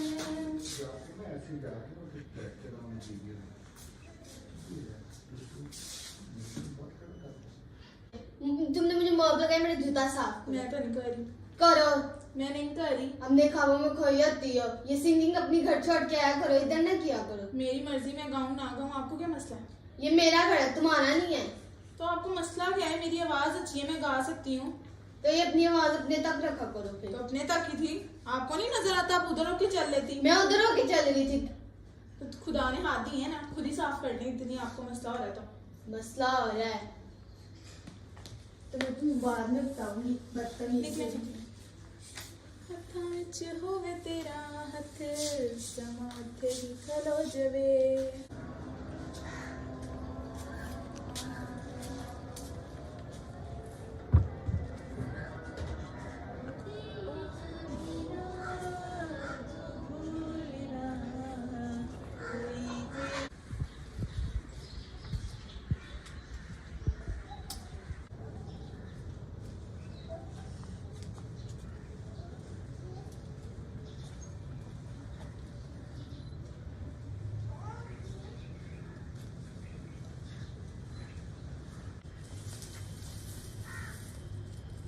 आज ज़ारा किथे है? ज़ारा तेरी शामत आ गई।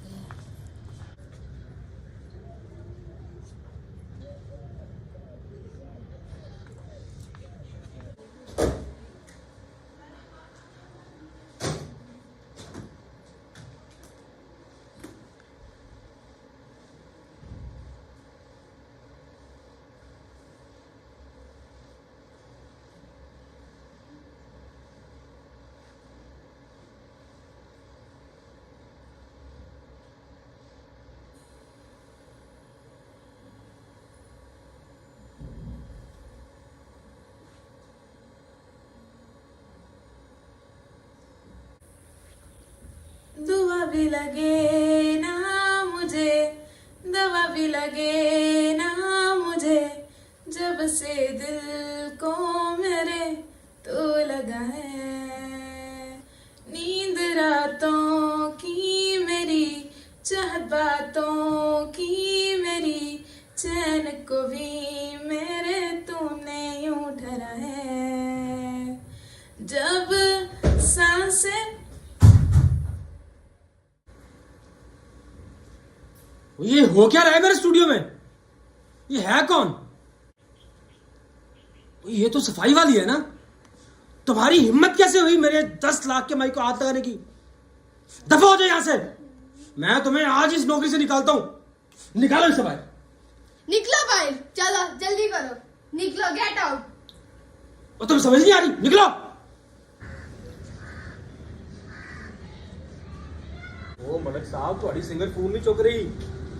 इतने रिकॉर्डिंग वाले आए बैठे ने ते कल फिल्म ने रिलीज होना है, गाना आज ही रिकॉर्ड करना है ਆਪਾਂ।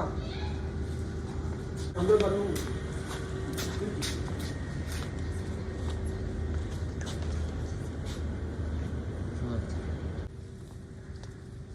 क्या हुआ है? कुछ भी नहीं हुआ। तो रो क्यों रही हो? मैं तो नहीं रो रही। रो रही हो? नजर नहीं आ रहा तुम्हें मैं नहीं रो रही? यार मैं बहुत शर्मिंदा हूँ, मैंने तुम्हारे साथ ऐसा किया है। तुम्हें बस आंसू है इस चीज़ का। यार मैं क्या करूँ? कहाँ ना सॉरी, इधर आओ प्लीज़। तुम्हें कहाँ जाना है? चलो तो सेम बताती हूँ। कहानी सुनो, जुबानी सुनो, मुझे प्यार हुआ था, इकरार हुआ था, मुझे प्यार हुआ था, इकरार हुआ। मिल गई, मुझे मेरी स्टार मिल गई। यही है वो लड़की, यही है लड़की। मैं अभी फोन करता हूँ उनको। दीवाना हुआ। ओ बस हो कुड़िए बस। हेलो शेख साहब, तुहाडी सिंगर मुबारक होवे। ओ कुड़ी लभ गई जे। आज शूट करांगे, आज ही रिकॉर्ड करांगे। आहो रखो फोन।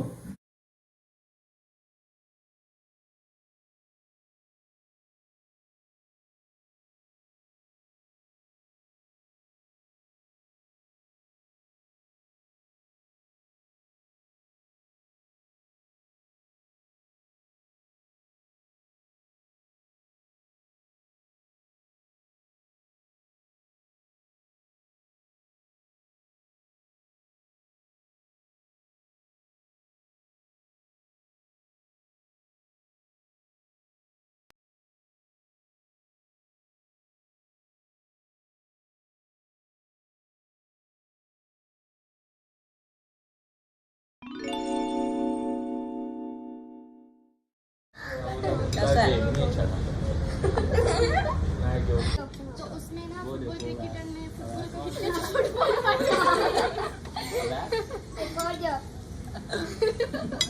ये वैसे यहाँ पे भी खड़ा होगा। कल फुटबॉल मैच के दोबारा क्या बात क्या हुआ था? हाँ देखा था, वो जब फट जाता तो इतना हंसा है। और वो लड़की बहुत प्लेयर थी, खेलना बहुत पसंद आया, बहुत अच्छी प्लेयर है। और उसके बाद फिर बंक हमने तो काम कर दिया भाई, बोतल छुपा के। मैं तो बहुत ज़्यादा पी तुम्हारे से कि मैं पी मज़ा है, उनको पता भी नहीं बेचारों को। उन्होंने ना बोतल छुपाई हुई है, आप कुछ सोचो। हो जाए मेरे एक दिमाग में एक आइडिया है, अब देखने में क्या।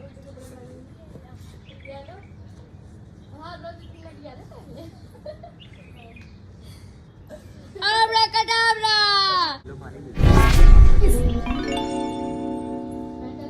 वो ये कैसे आई? ग्लव्स का ये क्या कमाल। किया? देखा ग्लव्स का कमाल। वाह।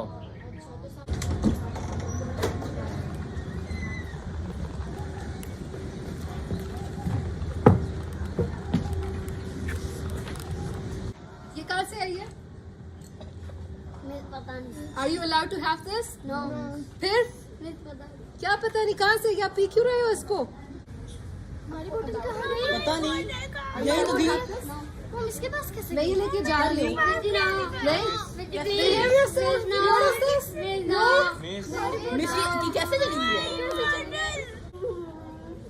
मुझे नहीं, मुझे रहने दे।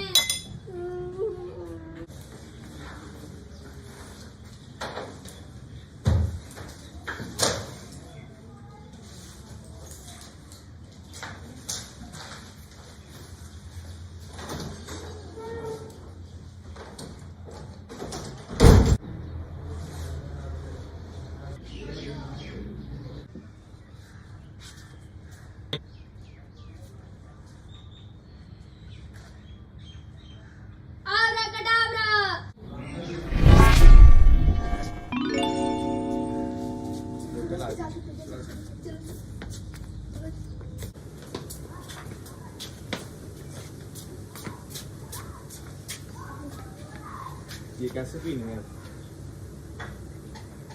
उस्मान ये कहाँ से लेके आया तुम? ये वो मैंने मैजिक किया था।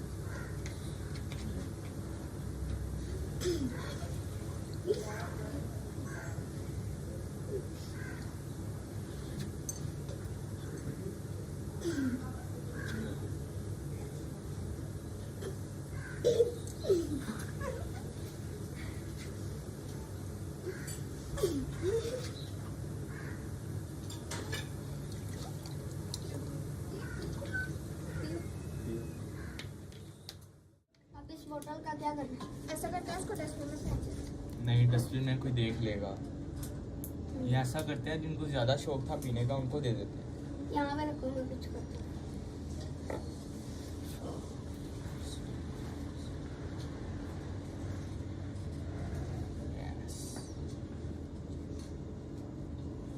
आवरा कटावरा। इतनी मुश्किल से बोतल छुपाई थी। सारी मेहनत पर पानी फिर गया। ये यहाँ कैसे आई? ये तो मिस बुशरा अपने साथ ले गई थी। मगर ये खाली कैसे हो गई? किसने पी? ये बोतल तो मैं पी नहीं, ये वहाँ कैसे चली गई?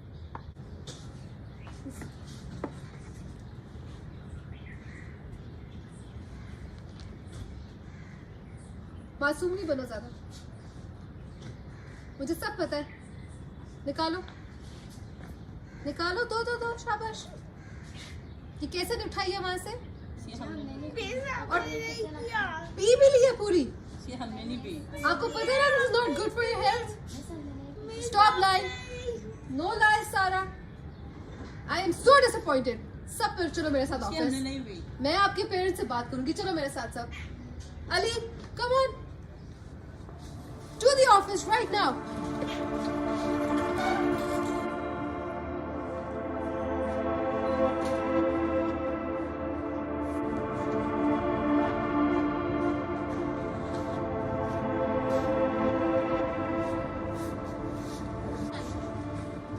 ये हमने क्या कर दिया? हमारी वजह से उनको सजा मिली। उनके पेरेंट्स आके उनको कितना डांटेंगे? हमने इसका गलत इस्तेमाल किया।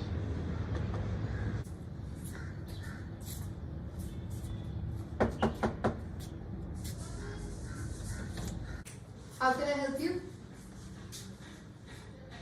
टीचर, हम आपको कुछ बताना चाहते हैं। क्या? टीचर, अली, ज़ारा और मर्जीना की कोई गलती नहीं थी, वो कोल्ड ड्रिंक्स हमने पी।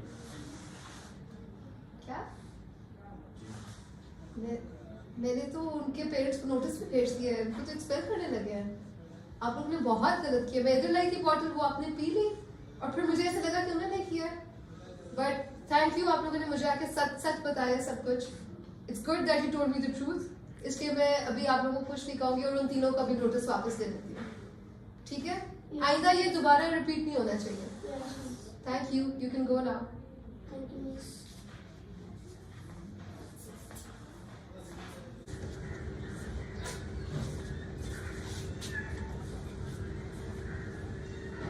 हमें आपसे एक बात करनी है। कोल्ड ड्रिंक हमने छुपाई थी और हम नहीं पी थी, इसलिए सॉरी। हमने भी लंच टाइम बहुत बुरा किया, आप लोगों से बोतल शेयर नहीं की और हमने भी छुपाई थी, तो सॉरी।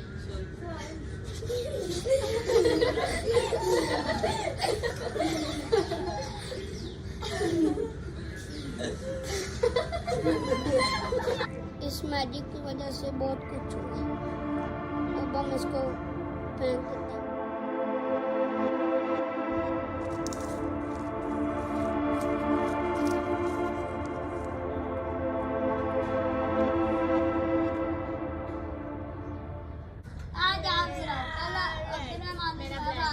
ये देखो, अब ये वैसे इधर फिर आ गया।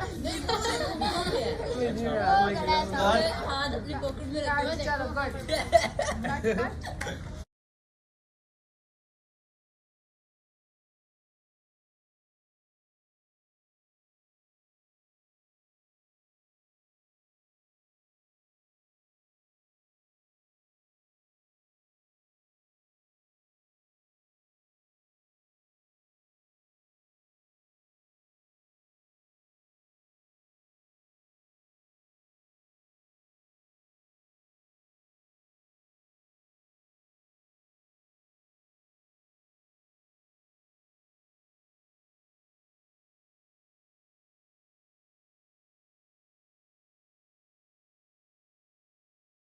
Dania Kaval, and this performance called Aftermath was choreographed by Gillian Rhodes. So how about a round of applause for their performance?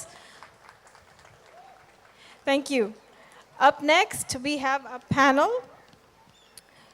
It's called Beauty, Web or Hammock. it's going to be a conversation around how salons and salon workers operate as safe therapeutic spaces for women and essential sources of safe and respected livelihoods, but within the context of how beauty can be weaponized against women and is complicated in its usage as a tool for self-expression. So our moderator today is Noor Mandviwala.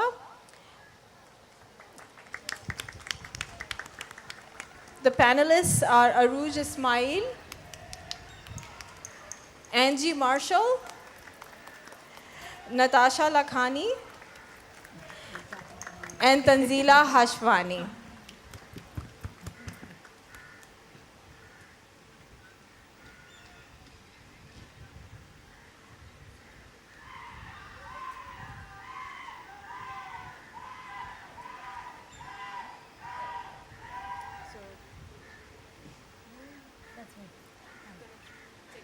Can we begin? Yeah, go ahead. Okay. Hello, everyone. Hope everyone is well. Thank you so much for having me, and I'm really honored to moderate this talk amongst so many amazing women. Since you guys have already been introduced, I'd like to begin by giving a little bit of context as to why we chose this topic, why we felt it was important to speak about, and then we'll proceed with a few questions and let the conversation flow.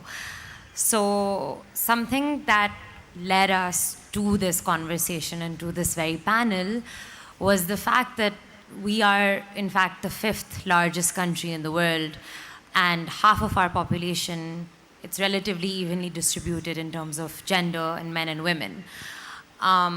Looking at one of the biggest industries that employ women in the country, which is in fact the beauty and the salon industry, and where that sits in our economy and the role that it has to play in terms of its social implications as well as its economic implications. So I'd like to ask some of the panelists, Aruj, if you'd like to begin by giving us your opinion on where the salon industry rests in terms of the economy and sharing with us what your thoughts are about it. Great. So, Assalamu alaikum everyone. तो basically मेरा ताल्लुक लाहौर से है और जो beauty industry है पाकिस्तान में वो सबसे ज़्यादा औरतों को हायर करती है मगर as an industry we are not recognized.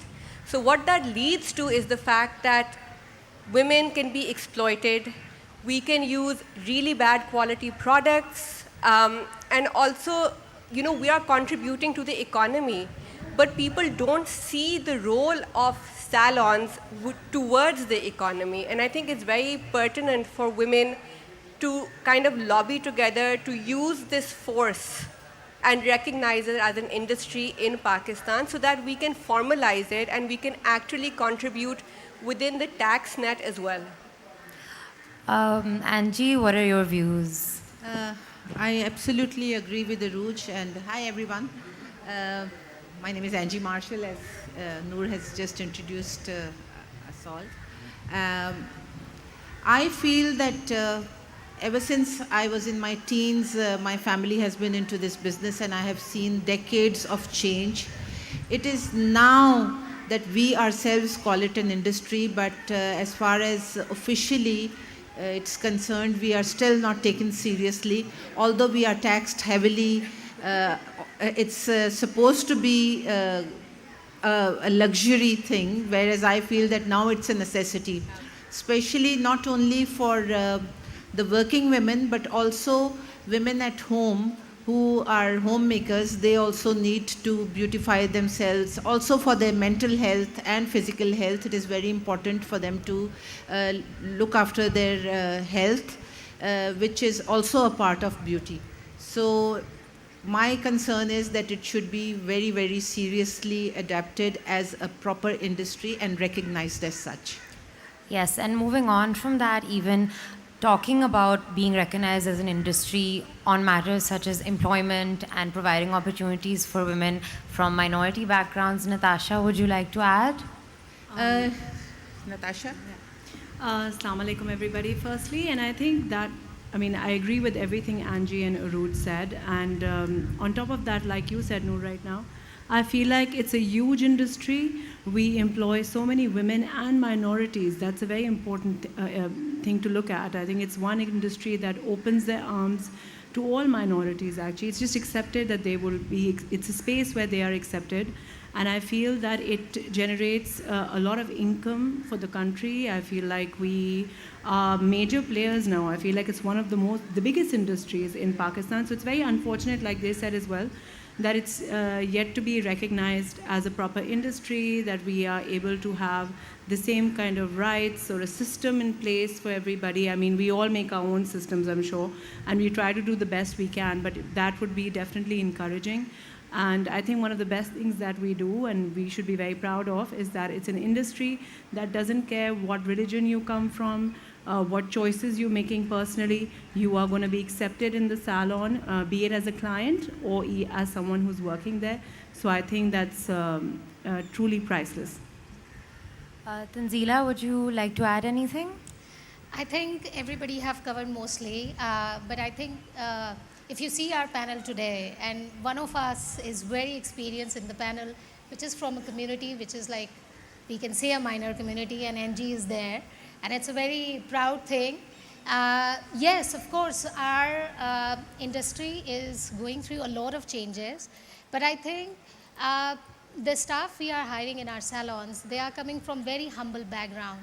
And not only their background, they are not coming from an educational background also. So we are not someone, when we hire them, we judge them that kitni degrees hain aapke paas, or kitna kya hai aapke paas.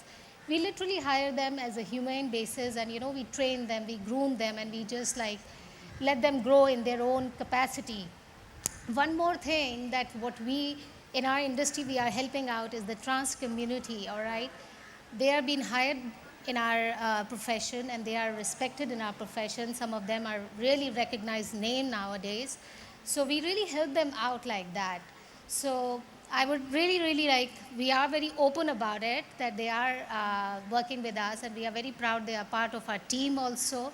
And some of our clients really love them because, they really like get into the core of the client and, relate with them. So yeah. I think that brings us back to the title of the panel, in fact, a web or a hammock. And I think where this industry functions as a hammock and a method of support is especially in its employment of minorities, particularly, like you said, Tanzila, with the transgender community. All of you have talked about how there is a lack of seriousness in how this industry is dealt with.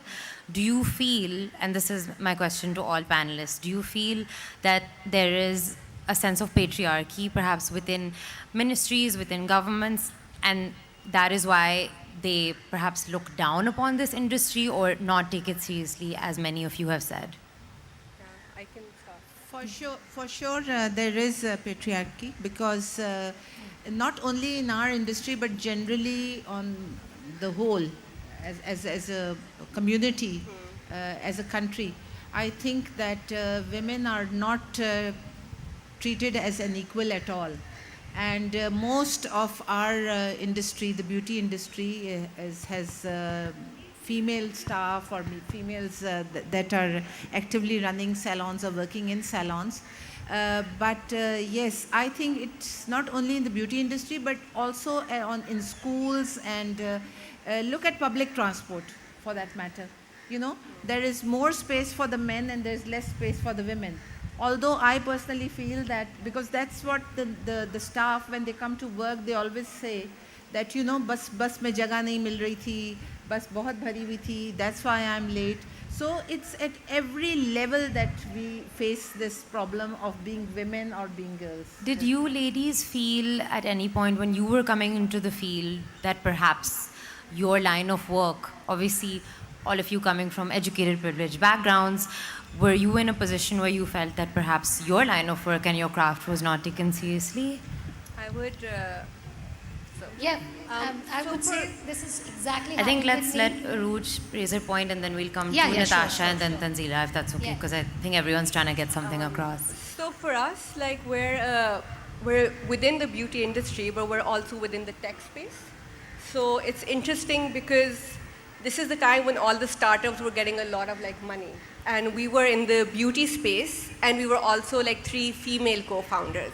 And what was happening was that despite having a client base of 500,000 women, despite having 500 workers working for us, people were not taking us seriously because of the space that we operate in. Because beauty, it is changing, but there is a stigma attached to beauty being a recreational space for women. You know, आप parlour वाली aunty हैं, आपको इस तरह treat किया जाता है कि ये आपका शौक है, अब अपना शौक पूरा कर लो, उसके बाद देखेंगे कि पैसे डालने इसके अंदर के नहीं डालने. So I definitely feel for us, patriarchy was a very, very strong hindrance towards our growth.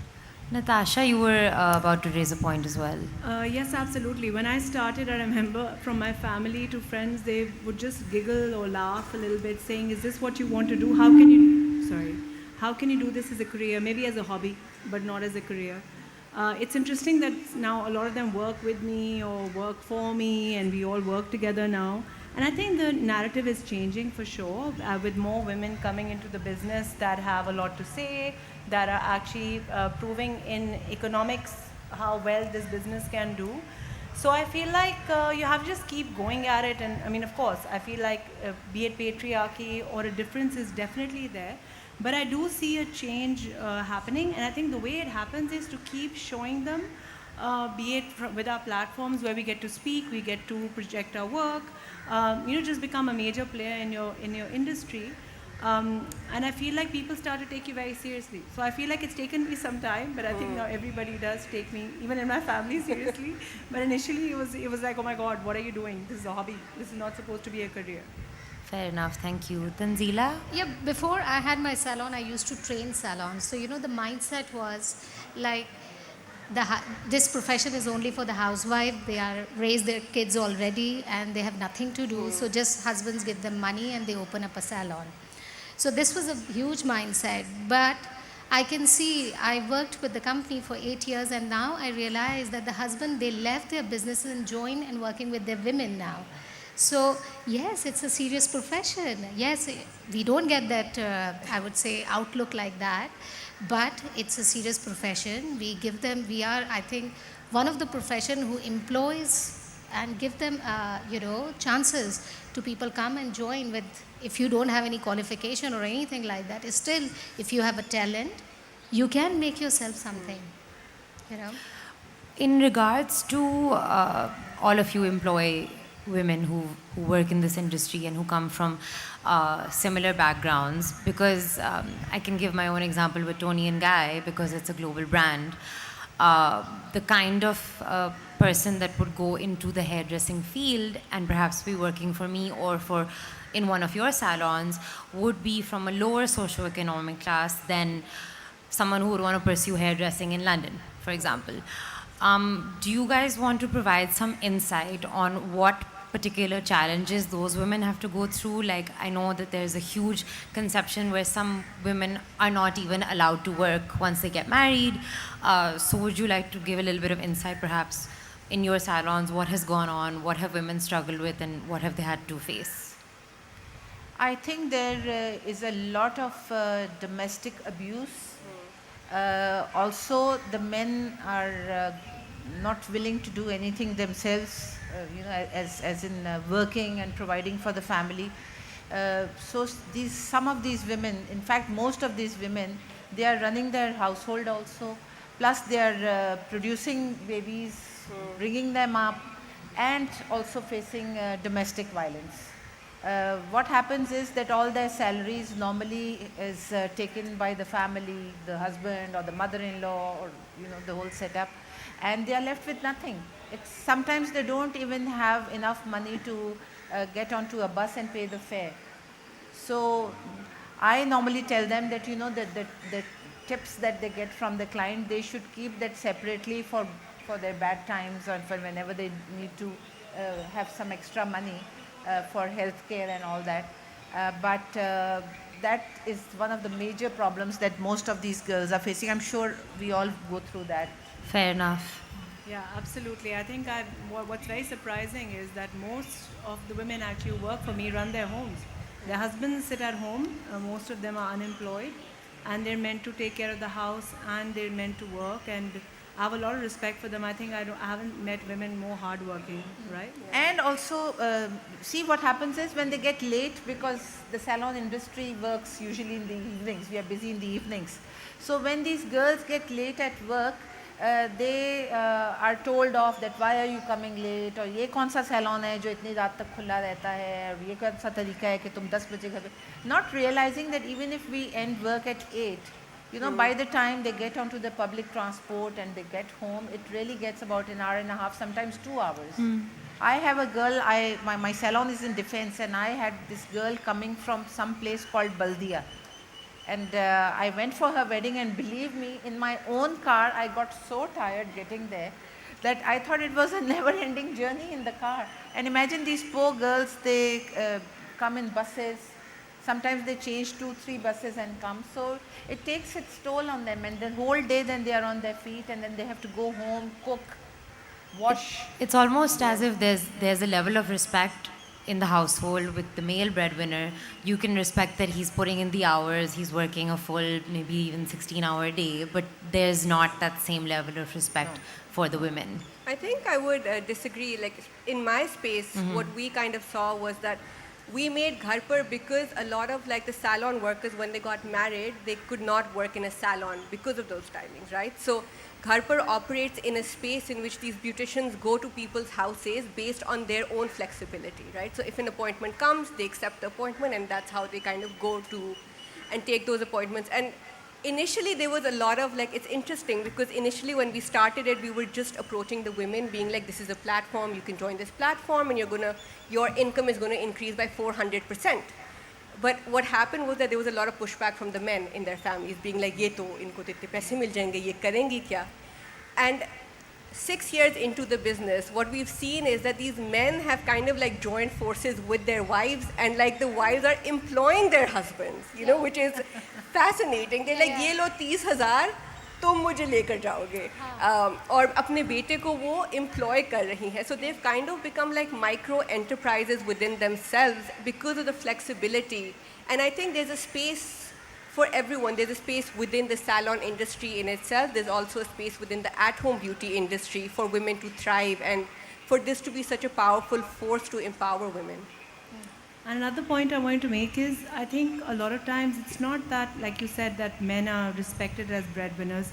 We have to remember, be it any socio-economic background women come from, that when women become successful and they bring money in, they're threats. They're not viewed as, it's not about respect. They're obviously, I mean, actually, they realize that, oh my God, these women are standing on their own 2 feet. And I find that that threat and that kind of behavior can happen in any socio-economic background, and even more so in environments where there's not a lot of education and exposure. So I feel that a lot of the disrespect happens from the fact that it's threatening that the woman is successful. Yeah. 100%. Something else that in the context of this theme that I would like to discuss and ask all of you is that yes, salons do provide this amazing platform and communities for women to thrive in, to become financially empowered in, to create enterprises in, like you said. But at the same time, there's no denying that, especially in South Asia, there are certain beauty expectations or ideals held about women that perhaps the industry is perpetuating. Where is our role in that? How can we help change perceptions, accept women of different body types, different colors, etc., etc.? So I think that those beauty standards have been born out of the culture. And they are actually so deep-rooted in your homes, your mothers, your khalas, your sisters. You know, it's not the salon environment that's only the encouraging factor. I think if anything, salons and any beauty industry tries to follow the trends that are already existing in society. So I feel like it's a bigger thing to address, right? We have to, and I think as someone who's in the business, I even rebranded my business to Beyond Beauty Natasha because there's a lot to say. So I feel like, you know, you can't escape it. I could shut my salon even then tomorrow. The fact that a lot of these standards are going to still be there. What I can do by having a voice on my platform is to keep constantly showing and reminding people that beauty comes in all shapes and sizes, that we are accepting, that here you go, this is a person on my page. And I try to do that we don't really post a lot of models and all. We try to just work on, show my regular clients. And the thought behind that is, and when a comment comes that, oh my God, I'm looking at skin that looks like mine, I'm not looking at filtered skin. And as I said before to you guys as well, by just being more honest about my own battles as well, showing myself without makeup, showing myself at I had my baby, I showed my postpartum body. I feel like by being truer on our platform, showing people that reality exists, that it's not all perfection, I feel like that's how you create change. Otherwise, the standards of beauty are set by, I feel, culture and your home. I feel they come from home.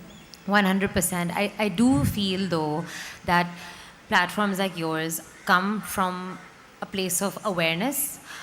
I don't necessarily think, and this goes back to what we started with in terms of regulation, that there is in fact a large lack of awareness of these kind of factors in the industry at large. An example is whitening injections that are very, very, very awful for somebody's health, that are sold and that are also conducted as services in many unregulated salons like your salon down the road. So I think that's where regulation does come in. Where do you guys see, as industry leaders, I think what we can do is to help and create that awareness and education. What other factors come into play when this is on the table? Where can we help out? What else are we facing here? So for us, the dynamics are so different because we go into clients' homes. We don't at times know what's happening over there. So we had to really think about a lot of the pieces which are missing because visually we can't see what's happening. And for that, we had to kind of set a lot of standards in place of what product is going to be used, what is the age of a child who can get a service. Because before we started, just a year into starting, we got an appointment for a 6-month-old baby के चेहरे की wax करवाना चाह रही थी उसकी माँ. And उस वक्त हमें तब अंदाज़ा हुआ था कि ये एक छोटा मसला नहीं है, ये बहुत बड़ा मसला है. क्योंकि और अगर आप इसको हम अपने लेवल पर कंट्रोल नहीं करेंगे तो कौन करेगा. तो ये हमने एक जिम्मेदारी अपने तौर के लिए ली है कि अगर एक बच्ची 14 साल से नीचे है, उसके ऊपर ये प्रोडक्ट इस्तेमाल नहीं हम करेंगे, उसकी फेस पॉलिशिंग नहीं होएगी, उसके ऊपर टूल्स नहीं इस्तेमाल करेंगे. So there is constant training that we do with our staff to be, and we need to keep on reminding them because we are an income sharing model. Sometimes what happens is that they'll be 6 साल की बच्ची है, शायद इनको पता नहीं चलेगा तो मैं अपॉइंटमेंट ले ही लेती हूँ.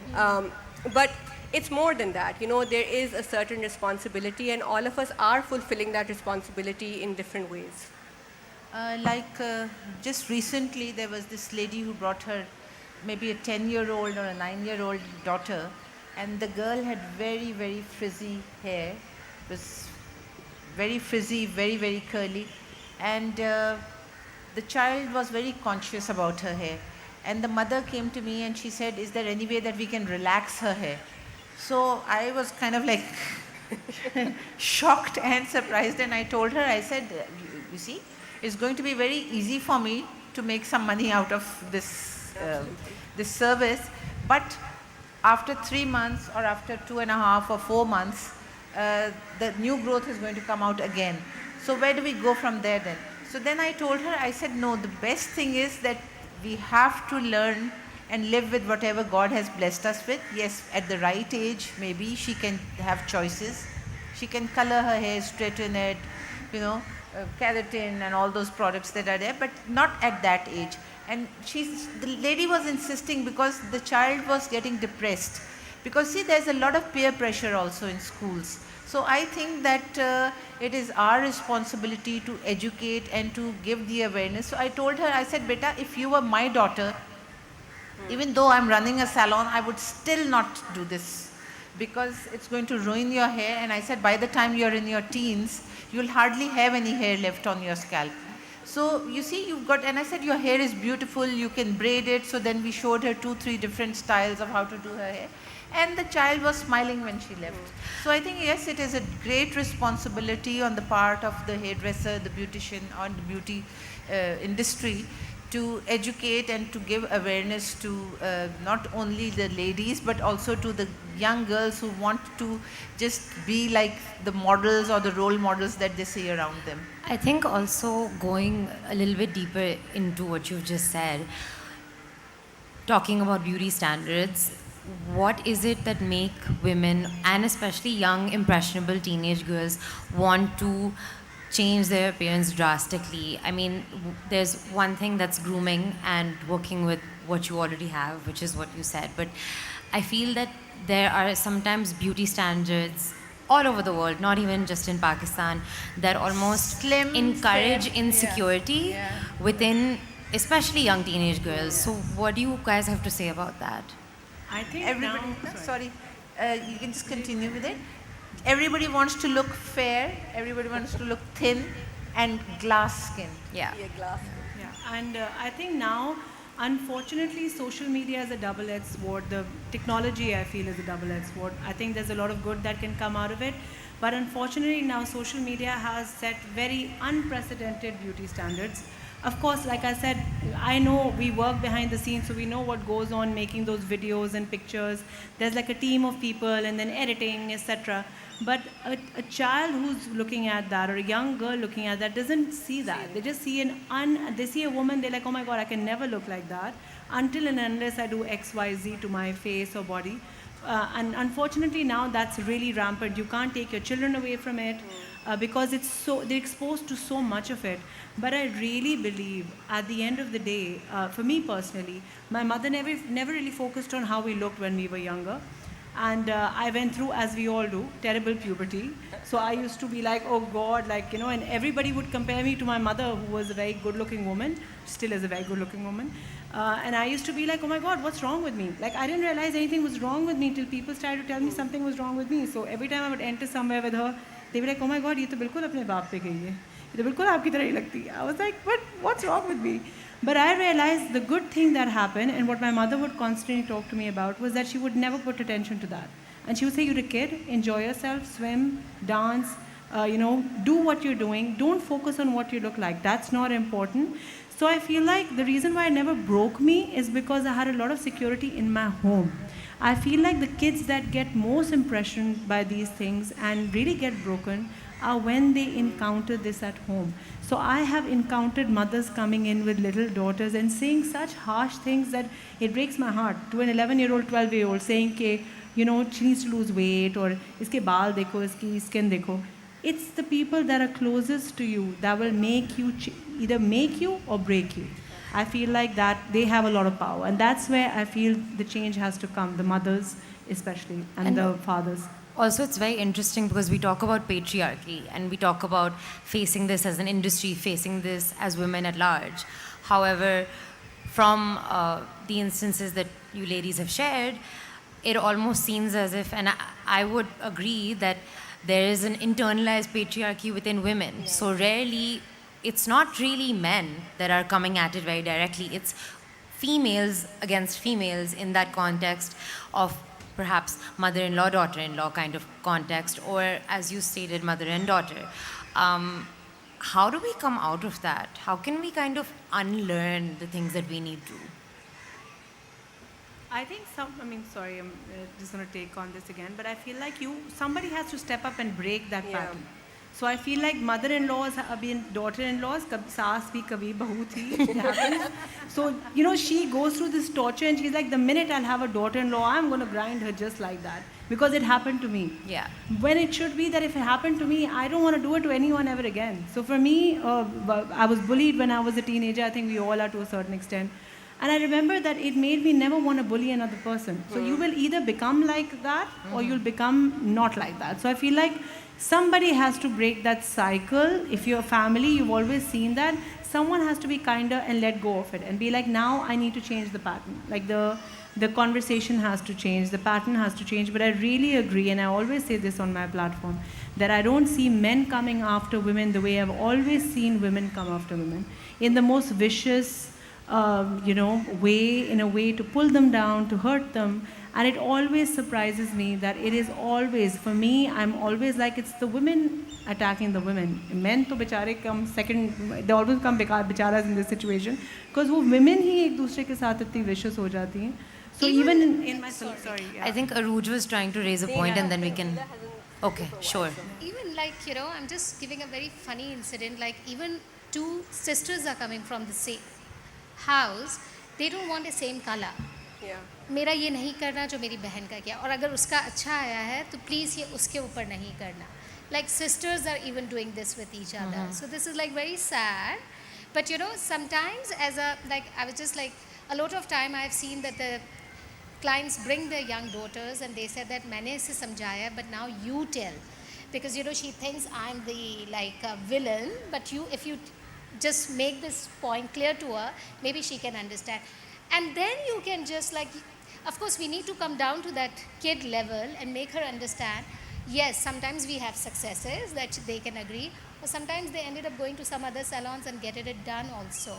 But yes, this is happening and this is very sad, and we need to change this. We need to change. And I think it is, Noor, it is changing. Like if you kind of look at body positivity movements, they are happening, right? We have very strong movements like the Aurat March in which people are now openly talking about it. There are shifts in dynamics that are happening on a fundamental family level as well, in which people are questioning, what is the role of a parent, or what is my role in this? So it is happening, but unfortunately, and I think it always breaks my heart when I say this, that as women, it's going to take so long for us to enjoy the perks of what men have, and that something is like even when I'm saying this right now, I get emotional about it because, we don't have basic safety. We want to walk on a road, we can't walk on a road, and things like that. So it's so deeply perpetuated in every sphere of our lives that, it's not just one thing, it's multiple facets or an intersectional aspect of how we can come out of it.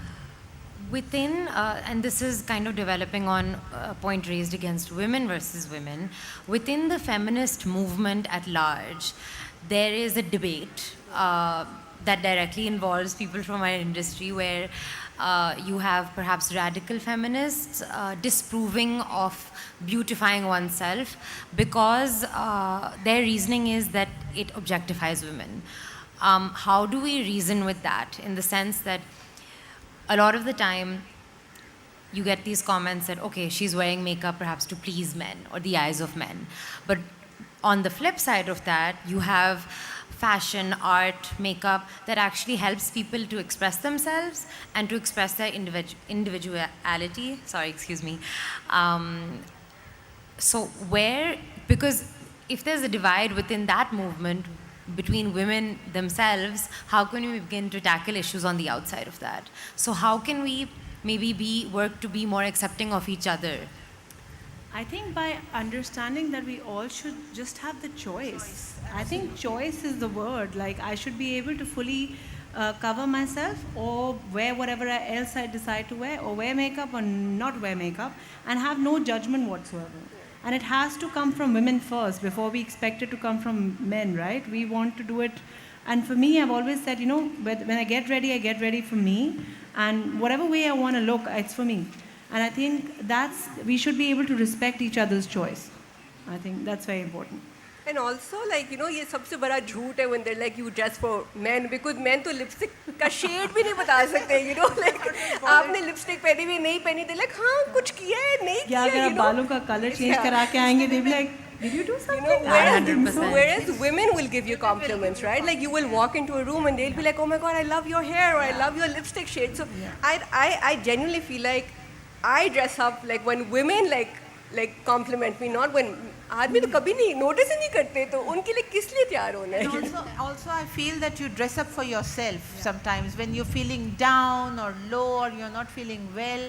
You just wear a nice shade of lipstick. You have a nice massage or just put on some, under eye cover, and you look into the mirror and you like what you see. Yes. And then your eyes send the message to the brain, and the brain is sending the message to your whole, nerves and your system, and your feelings change altogether. So you don't have to dress up for anybody. You just look good for yourself. In terms of doing it for yourself and making that kind of statement, I would say, and you guys may disagree or agree, I'd want to hear your views, that beauty, whether it is a web or a hammock, it can be quite political. And I think there was an example that I came across the other day where in our neighboring country, in Afghanistan, because of what's happened there, a lot of women have had to shut their salons or work in secret. So the fact that they're actually working is a statement in and of itself and something testament to their power. Another thing, an example that comes to mind is the women in Iran, where the protests, where they all cut their hair. So beauty can be political. What do you guys have to say about that? 100%. 100%. I think like it's weaponized. And I think the reason why it's weaponized is because it's such a political force. You know, like even if you kind of like look in the Zia era, like how women choose to showcase themselves. You know, they would cover their heads, but they would wear a bold lipstick. And that is a political statement in itself. So I think generally fashion or beauty is 100% political. So. But also it's been a way to control women, right? Throughout history, if you look at makeup, even the history of makeup, you know, they would say only harlots or the wrong kind of women wear makeup.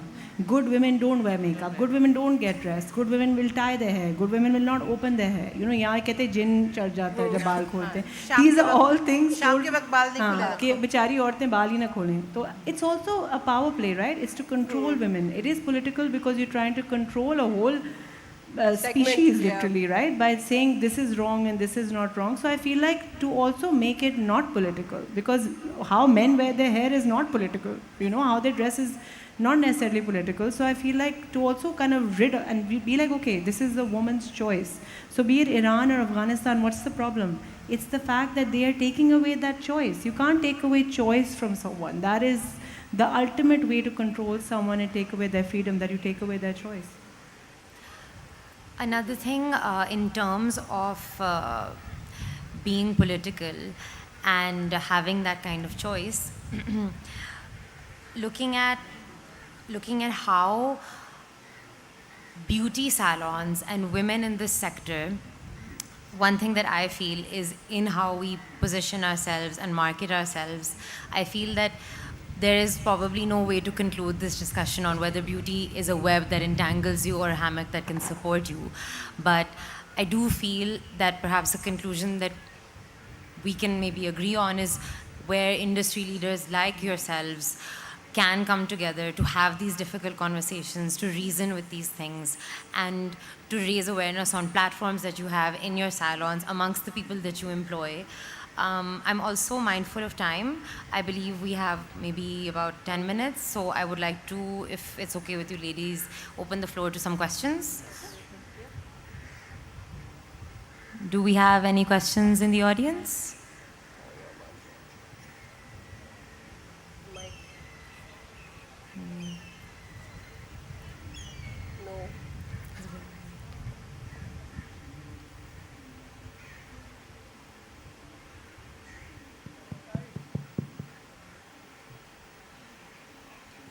Hi, this is a fantastic panel and you've said some amazing things, so thank you for all your insights.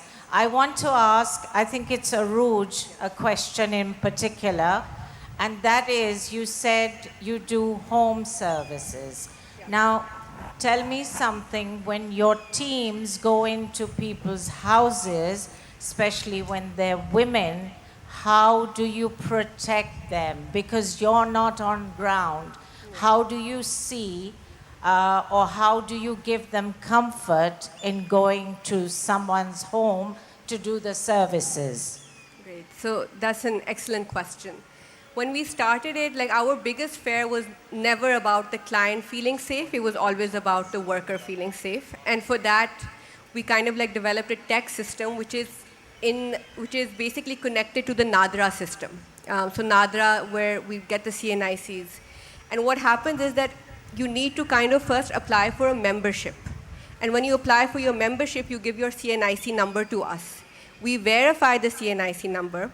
we call someone, if the phone is answered by a woman, only then we send the worker to a client's home. So it's not as if like someone can just book a service and we will send the worker over there.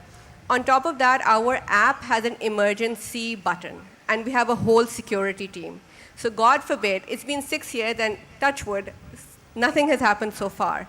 But there's a whole team that basically, if something goes wrong, they would press the button and the team gets dispatched over there. So we've kind of like, as much as we can, we've kind of like created like some form of mechanisms of security, because that is one of the biggest fears for us, that, you know, we are taking the responsibility for these women to go into clients' houses. So we have to kind of make sure that it's covered on every aspect. Thank you. Do we have any other questions in the audience?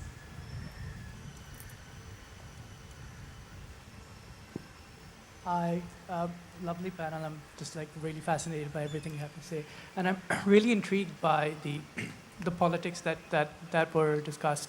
In today's society, there is sort of a very hot political topic, which is trans people, and I'm wondering how you navigate that as salon owners. People, sort of trans people wanting access to salons or beauty services, and how you navigate that in terms of safety for trans people and the general environment in terms of how other people are responding. Were you guys able to hear her?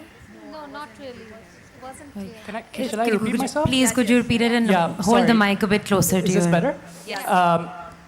Yeah, I was just wondering, considering how trans people are a hot topic these days, and we were talking politics a bit earlier, I wonder how you navigate that in your services in terms of when trans people want access to beauty services, how you navigate whether it's providing access and the general environment that is in your salons.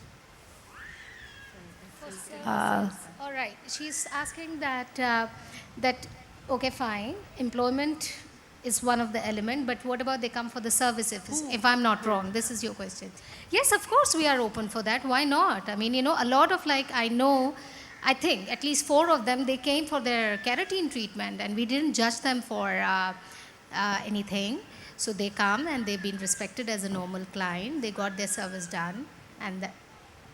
In fact, I have a couple of trans who come to the salon, get their services, makeup, even their hair done and all that, nails especially, acrylic nails and nail art. So yes, of course they are welcome. Something I'd like to share actually is because we're part of a wider franchise group globally. Tony and Guy is slowly making a shift because we're also co-salons, so we offer services in the past to men and women. Now what is being done is the pricing is becoming more gender inclusive, all across the spectrum. So there's no longer male haircut, female haircut. We have not yet implemented this in Pakistan. It's a project that is ongoing and that has begun with the UK, where pricing is now based on hair length rather than gender.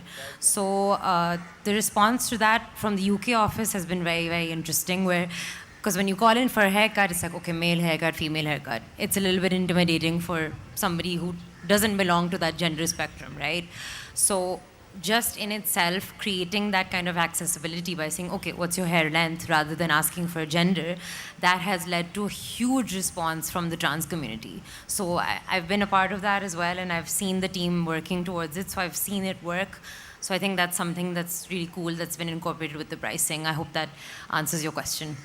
Also, I want to add one thing. As an employment aspect, when they come, we didn't bifurcate their salaries also. So we give them the standard salary according to their experience and everything. So we always even myself is now very comfortable with this community, to be honest, because they are very okay, and they work for... Yes, very creative, and they enjoy and they can be themselves, and sometimes we don't have a client over, they can have a nice dance with us, so we really have to have them in our salon. The only thing I'd like to add here is that sometimes what happens is due to cultural or religious norms, some clients are not comfortable. So we have to respect everybody's views, you know, and in my salon at least, I have a special space for my clients who are following the hijab or covering themselves, and they are not comfortable with boys as stylists or makeup artists, or with trans as well. So yes, you have to cater to everybody, and that's why we are there in the salon. So if a client comes and says that मैं comfortable नहीं हूँ कि कोई लड़का जब मैं अपना हिजाब उतारूँ तो कोई लड़का वहाँ हो, so we don't have to judge them for that, and we don't have to say कि ये तो बड़ा मसला है. No, we respect her for what she is following religiously. So we have a separate section for that, or like you can always have a little bit of a partition where you can just put the partition so that when she takes off her hijab, Angie, she sorry can to get cut her, you off. yeah. We're just with time. Yeah. But thank you for the questions, and it's been lovely speaking to all of you ladies. I think this is not a topic that one can conclude in just 45 minutes of a discussion, but I do feel that if we can continue to have these conversations, particularly within our own salon spaces, educate clients, provide them with that kind of choice, would be really, really amazing. So thank you for sharing all of your insights, and thank you all for listening. I believe we have to wrap up now, so thank you. Thank you for having us. Thank you. Thank you, Noor, for moderating this session for us. Thank you, so Noor. much. Next time have it for at least 3 hours.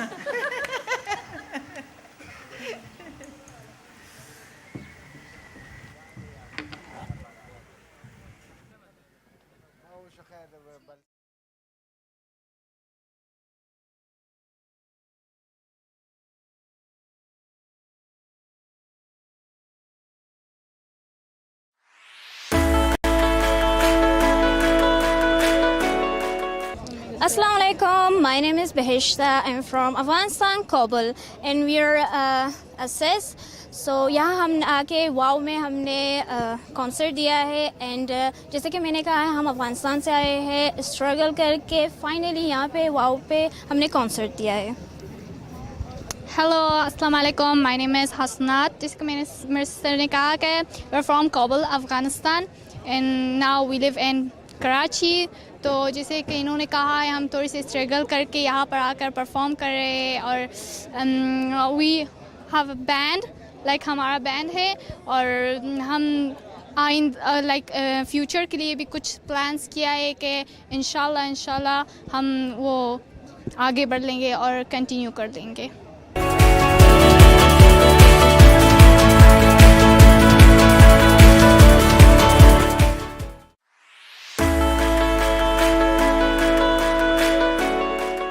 Hi, I'm Amna Salim from Cosmic Perspective. It's Pakistan's first astronomy education and entertainment social enterprise. I'm at WOW, Pakistan, to deliver a workshop on the stellar life cycle and the resource scarcity that our world is facing. And we also have a telescope, and we are showing people the moon, Jupiter, and Venus. WOW Pakistan has given me this amazing opportunity. In fact, it has given all the women who are a part of it an amazing opportunity, an amazing platform, and I'm really excited to be here.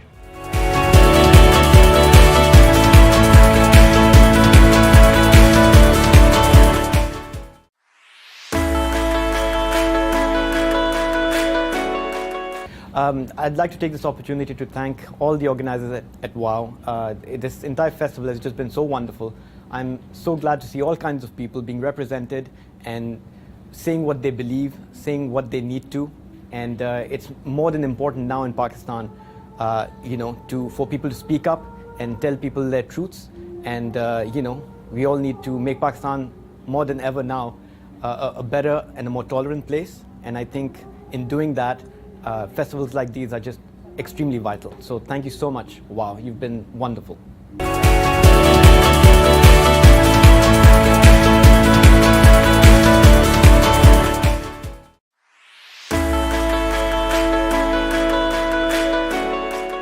Hi, I'm Amna Salim from Cosmic Perspective. It's Pakistan's first astronomy education and entertainment social enterprise. I'm at WOW, Pakistan, to deliver a workshop on the stellar life cycle and the resource scarcity that our world is facing. And we also have a telescope, and we are showing people the moon, Jupiter, and Venus. Wow Pakistan has given me this amazing opportunity. In fact, it has given all the women who are a part of it an amazing opportunity, an amazing platform, and I'm really excited to be here.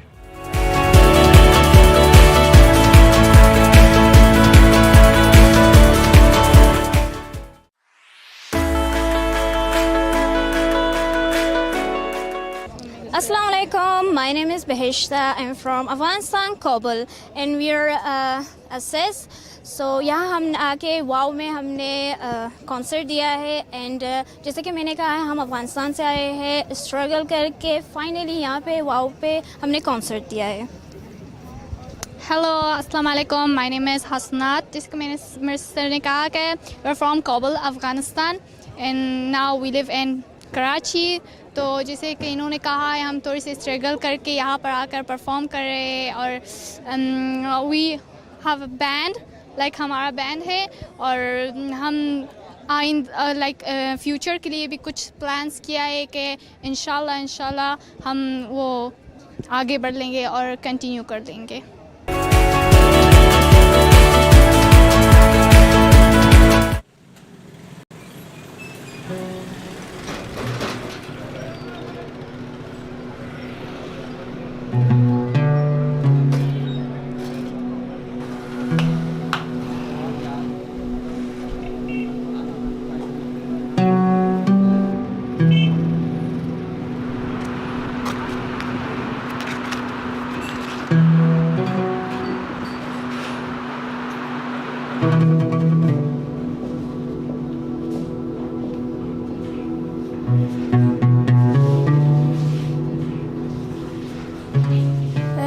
खुदावंद की हम्द करो, ए उम्मतो खुदावंद के प्रशिश करो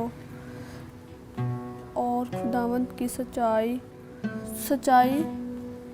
बुलंदी अब्दी है. अपने लिए दुआ करते हैं खुदा तेरे कलाम में तेरे प्रशिश में और खुदा मैं पढ़ सकूँ. एक खुदा तेरा शुक्र अदा करती हूँ. खुदा दुआ करती हूँ खुदा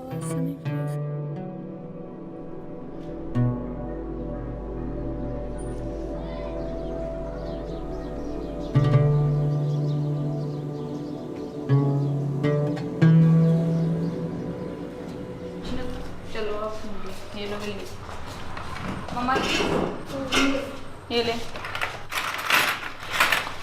चलो शिशमान हो जाए बस इतनी नहीं लगाते.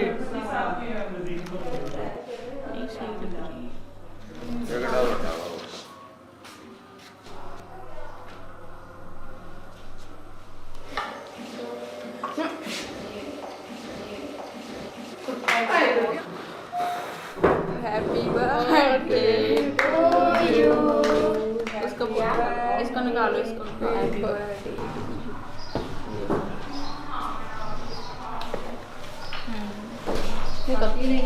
निकल. ये मम्मा मेरे सामने चलो हैप्पी बर्थडे.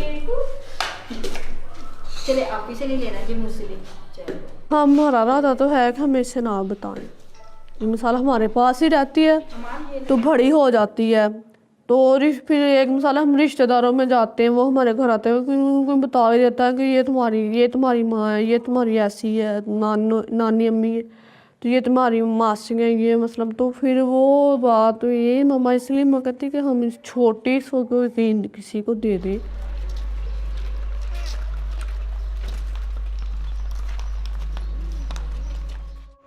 जब अगवा हुई थी तो तब मामा को पापा को जूस पिला के वो आदमी शाहद अली ले के मुझे गया. पी के बाद में नहीं मुझे पता.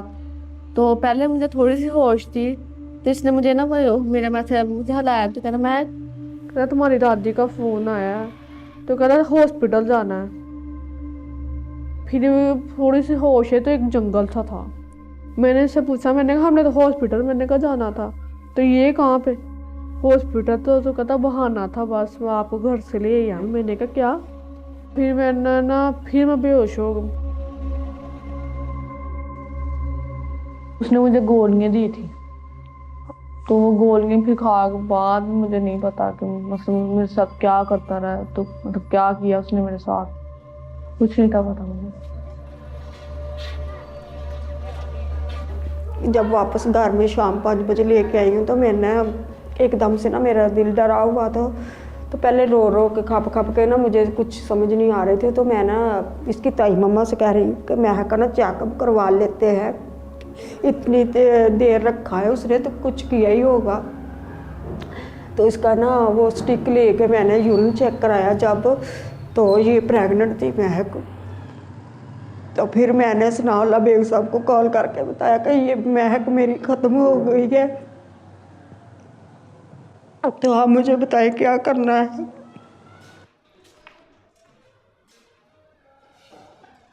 कह रहे थे बाजी आप सब्र कर लें कि ये ऐसा जहर हमारे मुंह में आ गया है, हम इसको निकाल नहीं सकते।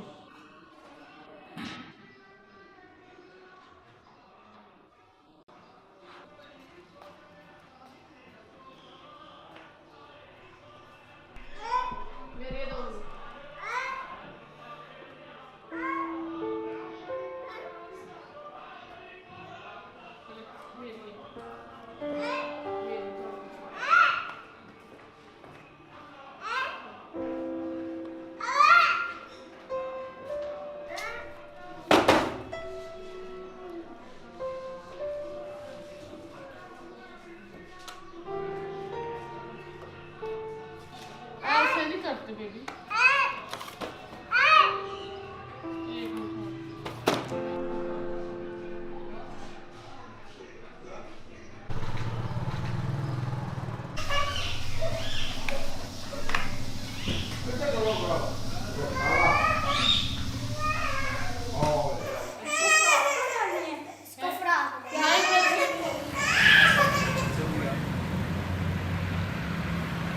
मामा ने बाद में जाके पर्चा वगैरह करवाया, मतलब सारा कुछ करवा कर तो फिर से अरेस्ट करवाया। तो अदालत में मैंने बयान दिए, तो मैंने कोई अपनी मर्ज़ी से शादी नहीं की, अपनी मर्ज़ी से इस्लाम कबूल नहीं किया, इसने मुझसे साथ ज़बरदस्ती जनाहकारी किया। तो फिर बाद में मुझे मम्मा के साथ भेज दिया।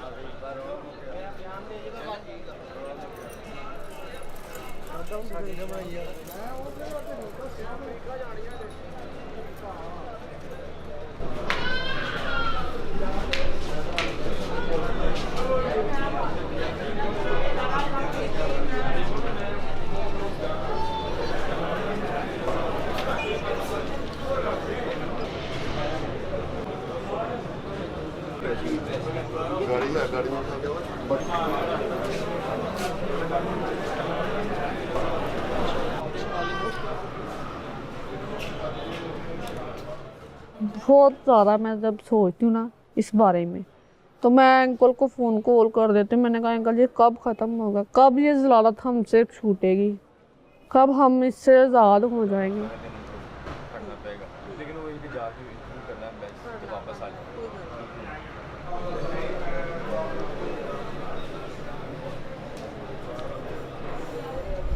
जो अक्यूज़ है शाहिद अली, इसने इसको अगवा किया और अगवा करके इसने उससे शादी कर ली।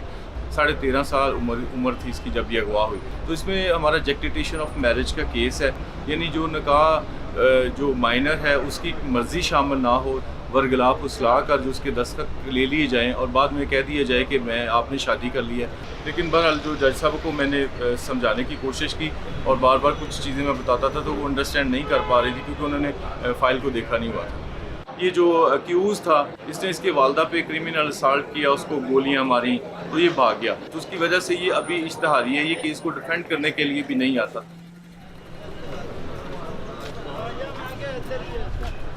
मैं और इसके पापा ड्यूटी सुबह जा रहे थे घर ड्यूटी ऑफ करके, उधर ये खड़ा हुआ था, यो पहला फैर मारा तो मैं गिरी हूँ, उसने दूसरा फिर मेरी टांग में ये फैर मारा है, तो मेरी मैंने आइज़ बंद कर ली, तो मैंने कहा अल्लाह तेरा शुक्र है। फिर उसने तीसरा फैर जो मेरे इधर मारा है, फिर इधर 2 फैर इधर है मेरे, फिर ये है एक ये है, उसने फैर मार दिया, अल्लाह ने बचा दिया।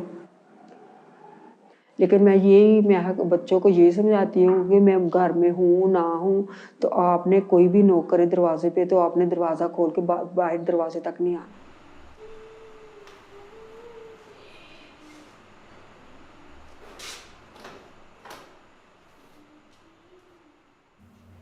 मामा कहते नहीं, मैंने जब तक मेरे में जान है आपने बाहर दरवाजे से बाहर कदम नहीं रखना। ऐसा फिर भी सोचती हूँ कि क्या करूँ कि घर से बाहर जाने की इजाज़त भी नहीं मिलती।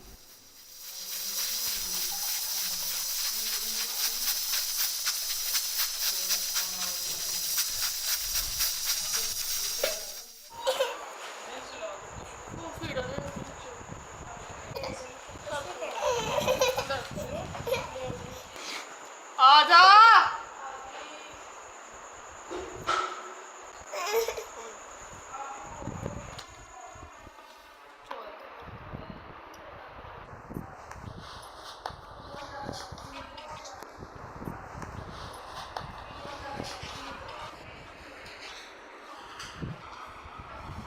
मुझे नहीं मारने देती मम्मा, जब मैं मारती हूँ मुझे डांटती है। मैं कहती क्यों, उस बच्चे का कसूर ना तेरा कसूर है ना उस बच्चे का कसूर है।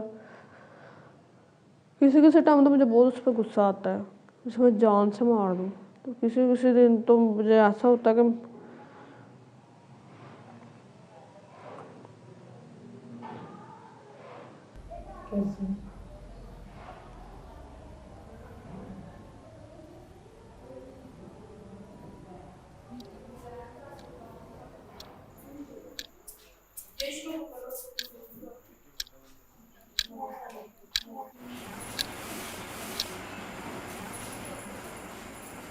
हेलो हेलो अस्सलाम वालेकुम अंकल जी।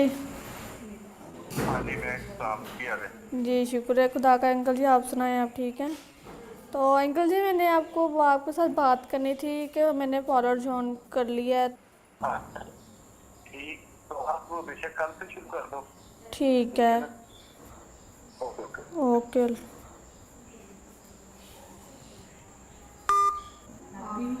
हाँ जी बहुत।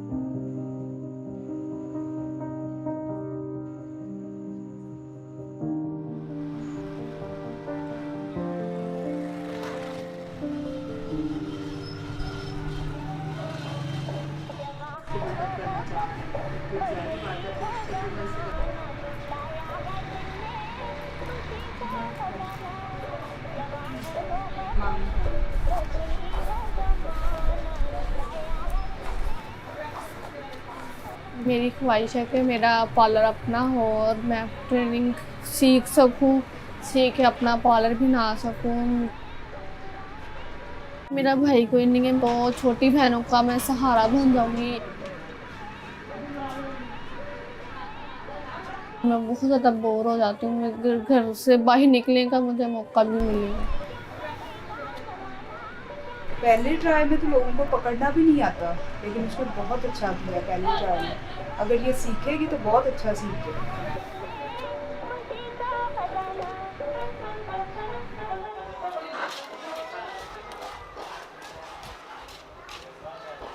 बैठी हुई थी, बैठी बैठी मुझे नींद आ गई। मैं ऐसे आगे लग के भाग रही हूँ उनके, तो वो पीछे मेरे एक के पास चाकू है, तो वो मुझे पत्थर भी मार रहे हैं पीछे से कि रुक जाएगी, इसे चोट लगेगी तो ये गिर जाएगी, वरना मैं नहीं गिरती तो मैं भाग जाती हूँ। और एक आगे से जाके वो दरिया से आता है उसमें गिर जाती हूँ मैं।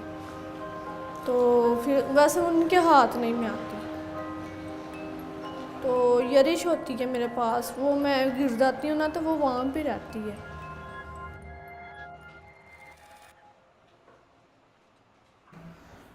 डर भी लगता है, खुशी भी महसूस होती है, खुशी में ये होगा कि चले भाई बहन साथ हैं, रिश्तेदार साथ हैं, चलो ठीक है, जो होना था वो तो हो चुका, वो वापस तो नहीं आ जाना, वो तो वक्त तो नहीं ना वापस आना, वो हमारी ज़िंदगी तो नहीं ना वापस आनी। चलो हम आप ये सोचें कि हमने चलो आगे बढ़ने की कोशिश करनी है।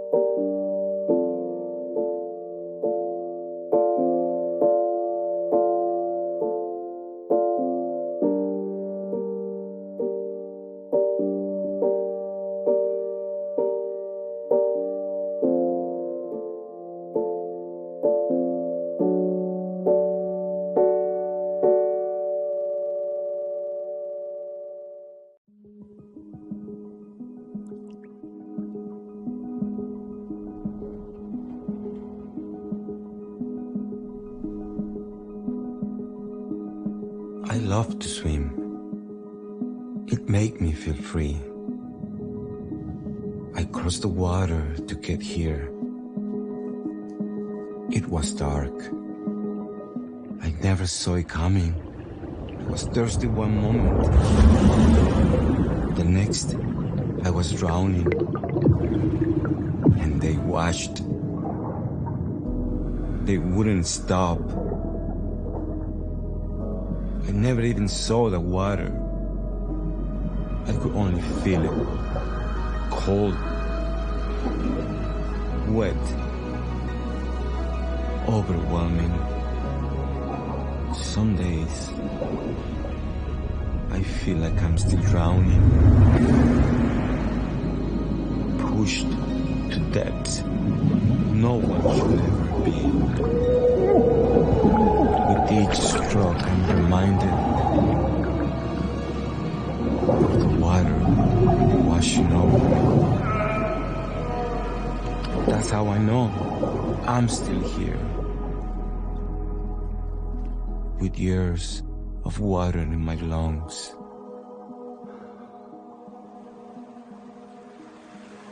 I'm learning to breathe again.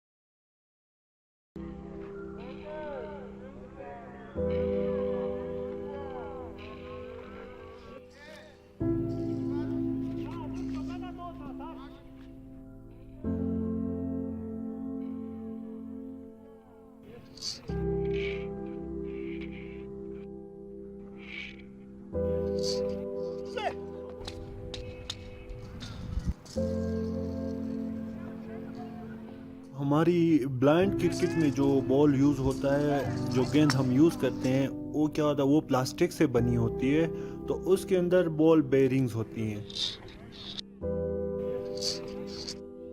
वो बॉल बेयरिंग से उनसे आवाज़ आती है, छन छन की आवाज़ आती है, तो हम उस साउंड को फॉलो करते हैं, फॉलो करके फिर हम खेलते हैं। जो बैट्समैन होता है वो भी उसी साउंड को फॉलो करके शॉट मारता है, और जो फील्डर्स होते हैं वो भी उसी साउंड को फॉलो करके फिर बॉल के पीछे भागते हैं। जब मैं इस्लामाबाद स्कूल में एडमिशन लिया तो क्रिकेट क्लब्स वहाँ पे चलते थे, उधर हमें पता चला कि ब्लाइंड क्रिकेट भी होती है। जब हम इधर आए तो हमें ये ख्याल आया कि क्यों ना हम इधर जीबी में ही ये क्लब खोले और जीबी के जितने भी हमारे ब्लाइंड दोस्त हैं उनको भी ये फैसिलिटी हम मुहैया करें.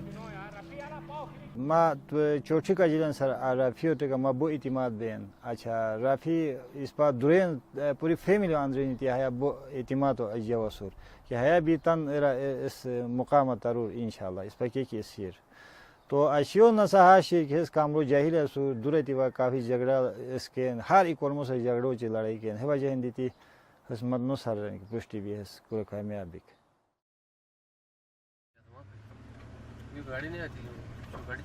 जहाँ तक मेरी एजुकेशन की बात है, शुरू में मैं इधर गाँव में ही नॉर्मल स्कूल में मैं जाता रहा हूँ. बाद में फिर पता चला कि गिलगित में सिटी में स्पेशल पर्सन्स के लिए मतलब ब्लाइंड पर्सन के लिए स्कूल है. छोटी उम्र से ही मुझे फिर वो हॉस्टल लाइफ गुजारना पड़ा. वो बहुत ही कठिन वक्त था मेरे लिए. हॉस्टल में रहना घर वालों से अलग होकर, तो उस वक्त में शुरू में मैं रोता रहता था उधर जब हॉस्टल में मेरा एडमिशन हुआ. ये मेरा बड़ा भाई है सर. को डॉक्टर की दिमाग बचा कि तू शादी कुरार कुरीसुस रे को आवा शादी हम तक के रिश्ता शेर को आसिंग मखलजात बेन रे को थे डॉक्टर मात्र से कि टुकड़ा अखबार और टुकड़ो दिनोरे इस्तार से कि आलमी सेहत वाला है ना बंद कुरीसुनी की कोलोस रिश्ता जेरी बंद शेर. अच्छा कि तू करास मिरेज कुरा दुदेरी मिरेज करो ता जेली बोझहीन बेसिनी बोल या ततन गलती शेरस्ते सब कोलोस एरा इस मिरेज को में जेरी को में की तेवा जांदी ता जेली हारोश बिती सुनी ताई अशिया हाश बिती अशियो हुशारिन की हया गचो माजूरा सूरे या तस्म रफी जिस्ताई होदी के साली जो फता इस बाहरो हुशारस्तान की हया दी गचो माजूरा सूरे ما تبو هردیت اسکر باوشتنی آت هدان سوم بو تانگ باوشتم هی جیلیان سوم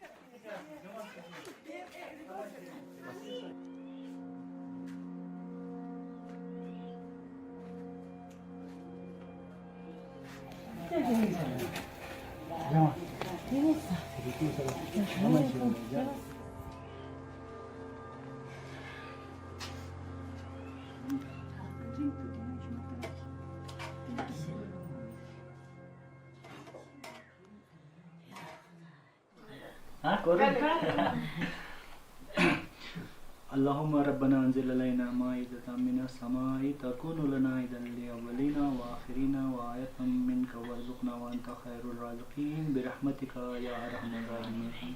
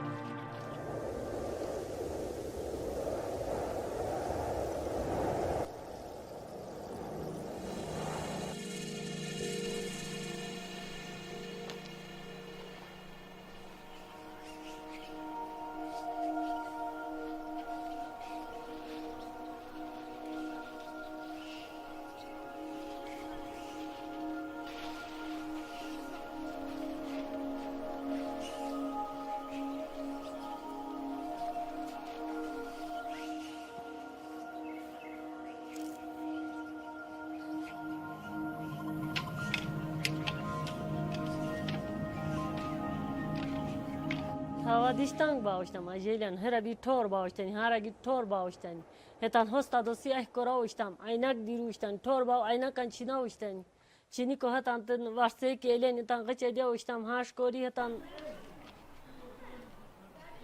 एक दफ़ा मेरे साथ ऐसा हुआ कि जब मैं दोस्तों के साथ खेल रहा था तो वो दोस्त ने मुझे कहा कि ये बॉल है, मैं इधर इस बॉल को पकड़ता हूँ और पीछे से भाग के आके इसको किक मारें. तो जब मैं पीछे गया तो उसने क्या किया, वो बॉल उठा के उसकी जगह पत्थर रख दिया. दोनों टूटा रहा हुआ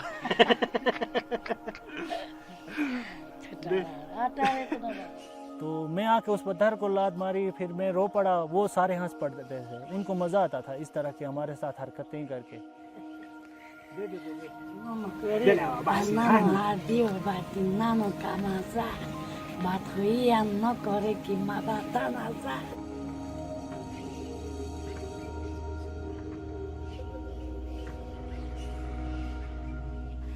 Chuchute rupi tan chai pi tan bartana nigi Karachi क्या माजी को बाश के शो माजी मन तान बिस्तरान ब्ला छे मन हतरारज कमरों निशी मन आते सुम ग्रानिशो शापी को जुटी है बर्तन निगी मन हिराराची अवतान पारी मन पोर कराची आते सुम रुफी अवतान तेस को मन आते सुम तान निशी मन कमरों तान मोबाइल लेके आते लाली मन आते सुम हाश बिच शाम बेन कुरा क्या CAT C for cat, C for cat, E for elephant, G for तो है यूरो अवतान गनी अवस्था एरा अटका अतरे गवर्नमेंट स्कूल शे गवर्नमेंट एसो शोई हॉस्टल शोई हतरे दन दाखिला को साल अच्छा हाथोसुम ये हाथ स्कूल वाला ये सोई मतलब आतासुम सुलूक जम ने भी गलत सुलूक का दोस्त हमारे नहीं तो आया अतरे भी वातान अलग नमाज को खाते तंद अलग नमाज वो सारे नहीं कोरी मो बर्तन आते चेन पीसते नहीं मो जगह आते निशानी नो आश भी थी हम उसमें उसको एक कली मत काला रेट की ताद की मालूस अतरे भी फिरियाद जरस्ताम नो है अतरे नो जो अच्छे है नोगी को गानी अच्छी दुराले को हम तालीम उससे ख़त्म हुई राफ़ी खुश नसीब असूर ये सन सबक रेरन तन जिंदगी बेहतर कियन माँ ते बस यक वक्त मन मुश्किल बायस बाय ये मतबो शेर एहसास शेर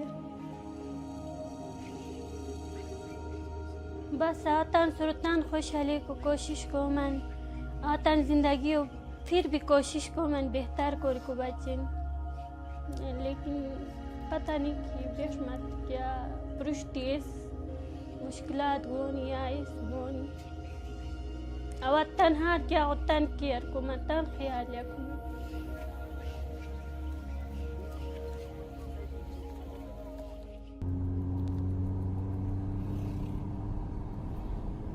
मैं ये समझता हूँ अगर मेरी ये स्कूलिंग ना होती अभी मैं भी ब्लाइंड के साथ साथ ही मैं मेंटली भी हो चुका होता क्योंकि माशरे का रवैया ऐसा होता है हमारा इधर जो भी डिसेबल होता है उसको तंग करना उसको चिढ़ाना। अभी जब मैं गांव में आता हूँ गिलगित से तो मैं घर से बाहर निकलने के लिए मेरे दिल में भी खौफ होता है।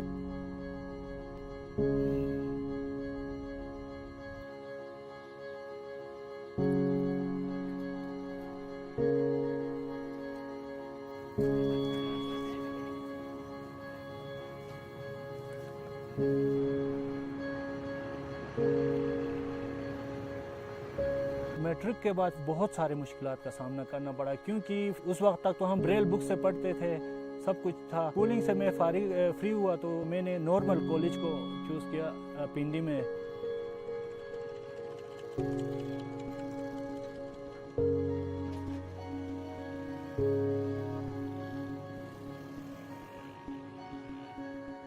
तो उधर ऐसा था कि हमारे पास कोई सिलेबस की बुक भी नहीं थी ब्रेल में, तो उनके लिए मुझे ये करना पड़ा जो क्लास में टीचर्स लेक्चर देते थे उनको मैं रिकॉर्ड करता था और हमारे पास बुक्स की भी रिकॉर्डिंग्स थी।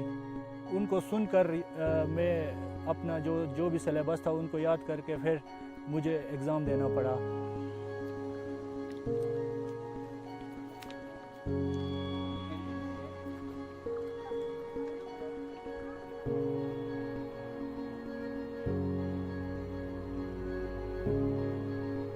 एक टाइम ऐसा भी आया हुआ था कि मैं जब सोच रहा था कि अब तो बस ख़त्म हो गया, कुछ नहीं हो सकता है, लेकिन फिर मैंने अपने आप को तसल्ली दी कि नहीं, मेरे दूसरे दोस्त भी तो हैं, वो भी तो आगे बढ़ रहे हैं।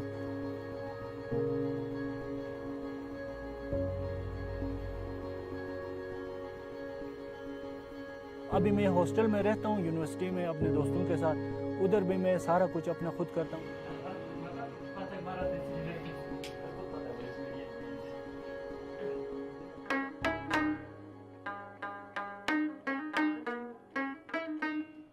दिले बिना बिकर खुदा से तलब, दिले बिना बिकर खुदा से तलब, आँख का नूर दिल का नूर नहीं।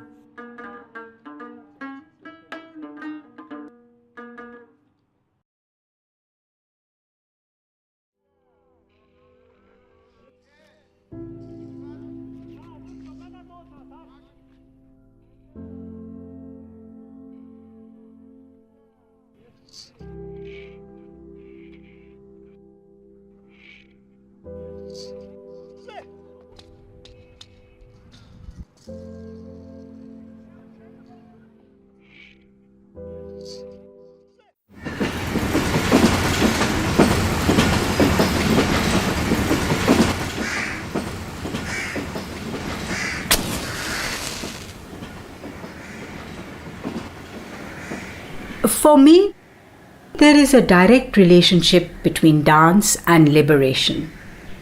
When a woman stands on stage to dance, what she's saying is, here I am.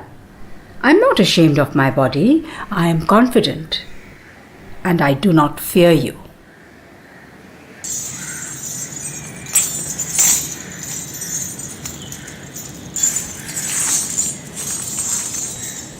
Classical dance is often misunderstood in Pakistan, a common perception being that it's meant solely for male titillation, when in actual fact, in its purest form, classical dance is meant to relate stories in a beautiful and meaningful manner.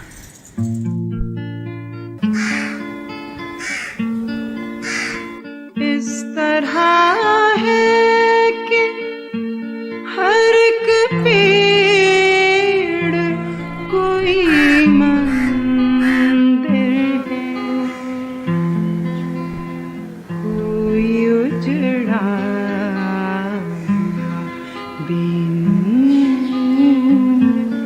पुराना मंदिर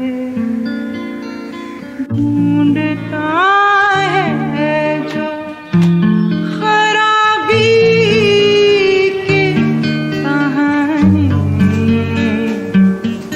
कब से चाक हर balm हर एक दर का दमे आँख है,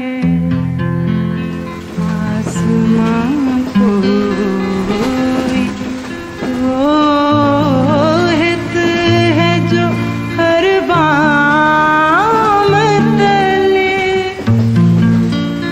जिस्म पर राख मले माथे पे सिंदूर मले सर निगूं बैठा है चुपचाप न जाने कब से।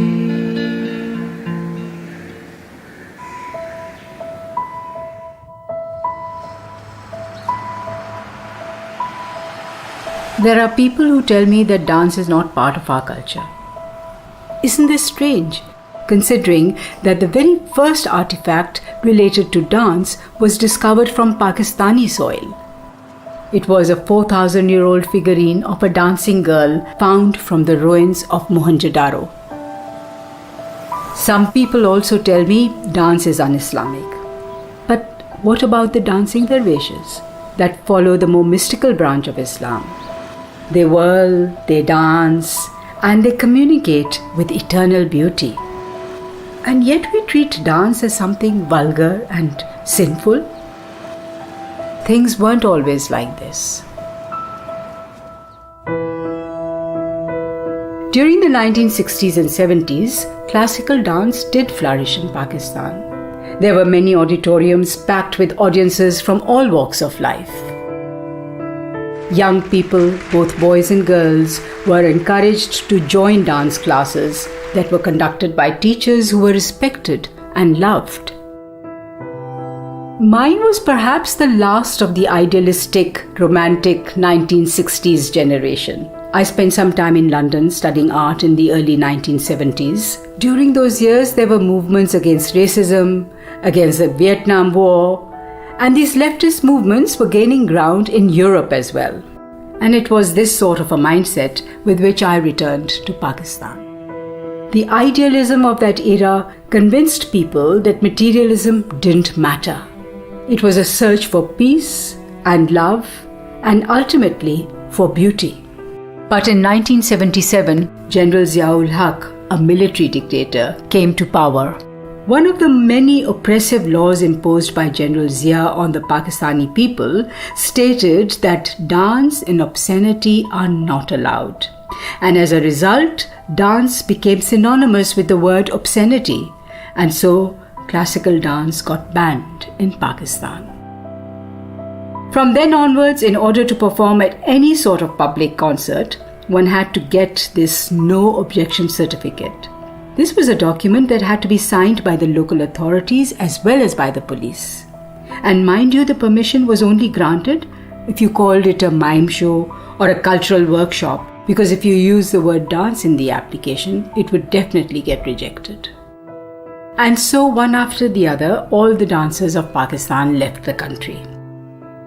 So this is how my art integrated with my politics, and dance for me became an act of defiance and a resistance against authority.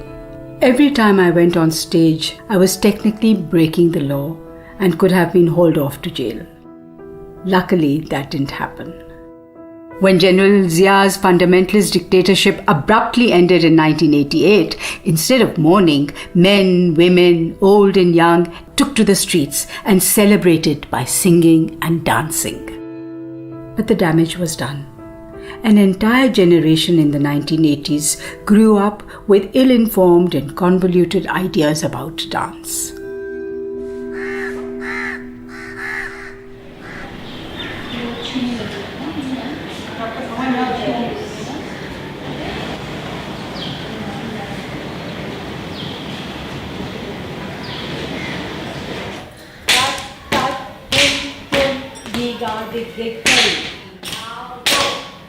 Many girls who join my classes are initially very inhibited.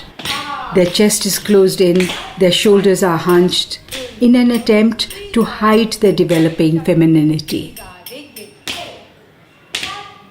But dance helps to conquer all such inhibitions. It helps women to strengthen their spine and makes them aware of their physicality and their sensuality.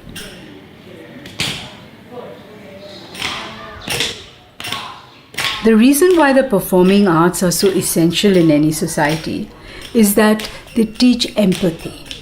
They teach people to imagine what it's like to be in someone else's shoes. And that's why artists around the world, I think, are generally more tolerant as people.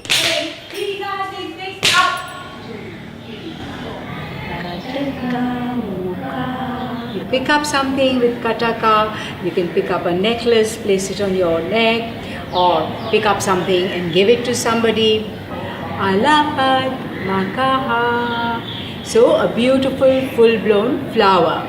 The bumblebee. So you show a flower and you can show the bumblebee on the flower and it flies away like that.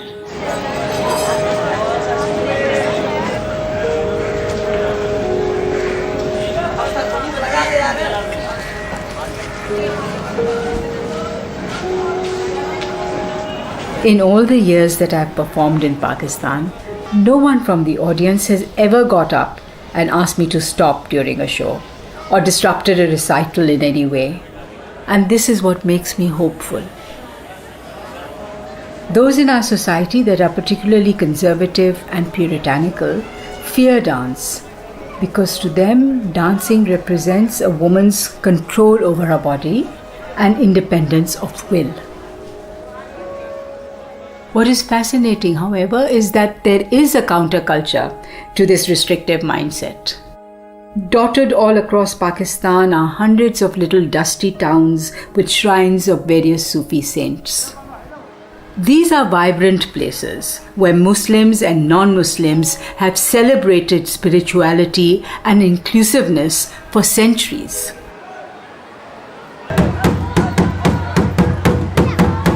During my visits to these shrines, I've seen men, women, and transgenders lose themselves in trance dancing.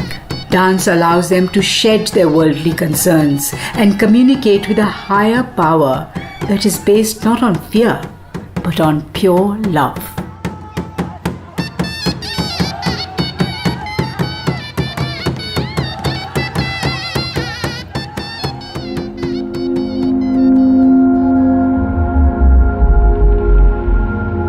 आपको बताते हैं कि 7 में साल की सबसे बड़ी दहशतगर्दी हुई है। लाल शहबाज कलंदर के मजार में धमाके में 76 ज़ायरीन शहीद और 200 से मरने वालों में काफी तादाद औरतें और बच्चे भी शामिल थे।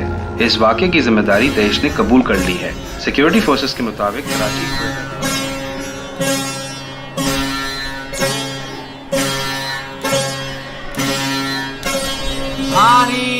रहमत तनई दम दोस्त नहीं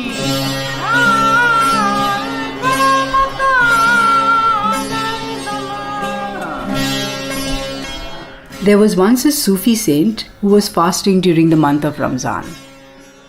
An old Hindu woman who was besotted by him limped her way to his shrine and presented him with some home-cooked food. Touched by her thoughtfulness, the Sufi ate the food without hesitating and broke his fast. Shocked by this transgression, his students accused him of sinning. To which the Sufi explained, I could have either broken my fast or I could have broken the old woman's heart. I chose not to break her heart.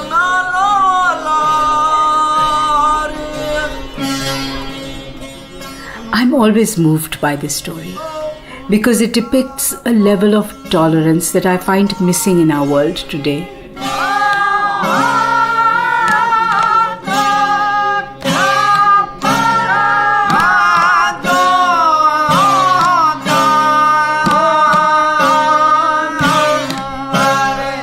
Even after the attack on Sevan Sharif, the devotees of the shrine did not cower down, nor did they take up arms or express hate. The very next day, they danced.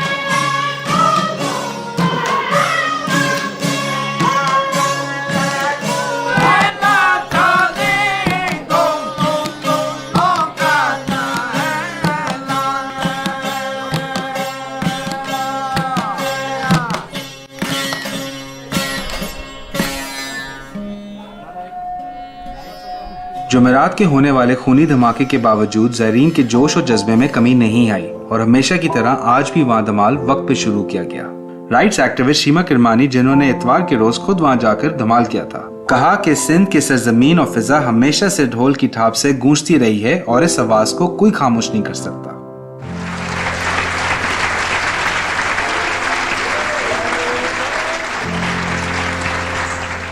I have often been asked why I didn't migrate like a lot of the other dancers of my generation. And I think the answer to this lies in the fragrance of the champa that grows in my garden and the sound of the koel that greets me at the beginning of every summer. I love this land, and I continue to believe that dance can overpower extremism by appealing to the human heart.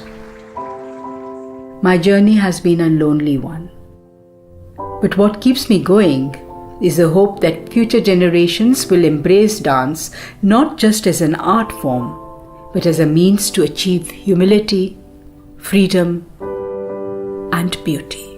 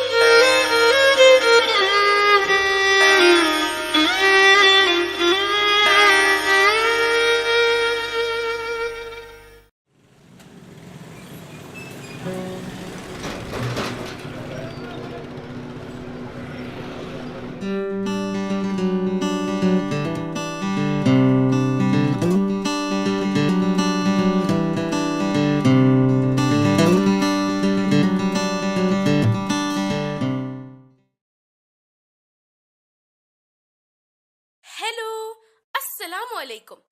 मैं हूं आपकी host Zainab. वैसे तो कायद से बातों की वजह से आप सब लोग मुझे जानते ही होंगे, लेकिन मैं इतनी फेमस हूं ये तो मुझे तब पता लगा जब मुझे विमेन ऑफ द वर्ल्ड की तरफ से एक स्पेशल इनविटेशन आया। भाई मजा आ गया। फिर जब मुझे फेस्टिवल के टॉपिक के मुतालिक पता चला तो मैं बहुत ही ज्यादा एक्साइटेड हुई। पता है क्यों? क्योंकि मैं चाहती हूँ कि मैं सबको बताऊं कि don't under estimate the power of women. लेकिन आपको पता है कि जो ही ये बात अली को पता लगी कि विमेन ऑफ द वर्ल्ड वालों ने मुझे एज ए गेस्ट बुलाया है, तो उसने मेरा बहुत मजाक बनाया कि तुम वहां जाके करोगी क्या। आपको पता है ये अली जो है ना, ये है ही ऐसा, हमेशा मुझसे उलझता रहता है। एक मर्तबा मुझे कहने लगा कि लड़कियां क्रिकेट नहीं खेल सकती। भाई बुरा तो मुझे बहुत लगा, लेकिन फिर पता है क्या हुआ? बताने से ज्यादा तो दिखाने का मजा है, तो ये देखें।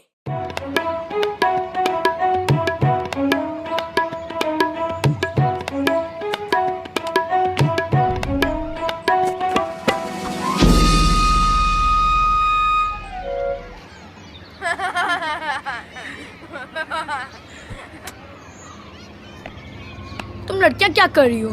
क्रिकेट लड़कों का खेल है, लड़कियों का नहीं। लड़कियों के लिए तो डॉल्स होती हैं। ये क्या बात हुई? जरा एक बॉल तो कराओ, मैं तुम्हें दिखाती हूँ क्रिकेट किसे नहीं आती। ज़ैनब बेटा अंदर आ जाओ, अंधेरा हो रहा है। ज़ैनब बेटा क्या हुआ? अब्बा, अली ने कहा कि लड़कियाँ क्रिकेट नहीं खेल सकती, लेकिन मुझे और सारा को क्रिकेट बहुत पसंद है। ज़ैनब बेटा खेल तो सकती हैं, लेकिन हमारे मुआशरे में लड़कियों को खाना पकाना सिखाया जाता है और लड़कों को क्रिकेट। लेकिन मैं बहुत अच्छी क्रिकेट खेलती हूँ और मैं अली को हरा सकती हूँ। हाँ बेटा, हरा तो तुम सकती हो, मगर क्या करें, इस मुआशरे में लोग ऐसा ही सोचते हैं। क्या क्रिकेट वाकई में सिर्फ लड़कों का खेल है? कायद ने तो कहा कि औरतों को सिर्फ घर में बंद रखना गलत है। कायद क्या कहते हैं?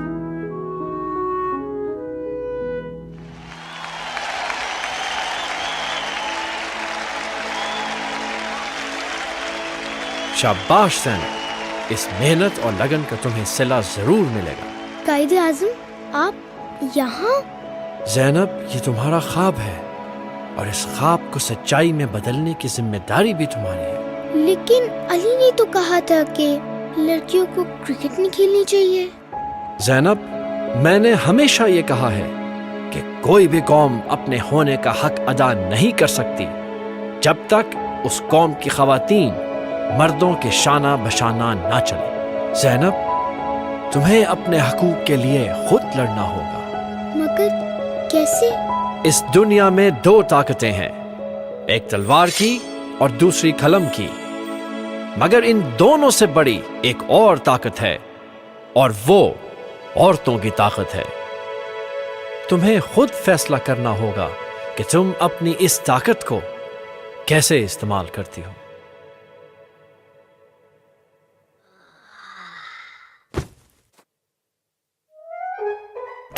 अली, मैं तुम्हें क्रिकेट मैच के लिए चैलेंज करती हूँ। क्या? अगर मैं तुम्हारी पहली बॉल पे छक्का ना मार सकी तो मैं क्रिकेट खेलना छोड़ दूंगी। तो मुझे छक्का मारोगी? और अगर तुम ये कर सकी तो तुम हमें तंग करना छोड़ दोगे और मेरी बॉल मुझे वापस कर दोगे। ठीक है, लेकिन अगर तुम्हें चोट लगी तो मुझे ना कहना।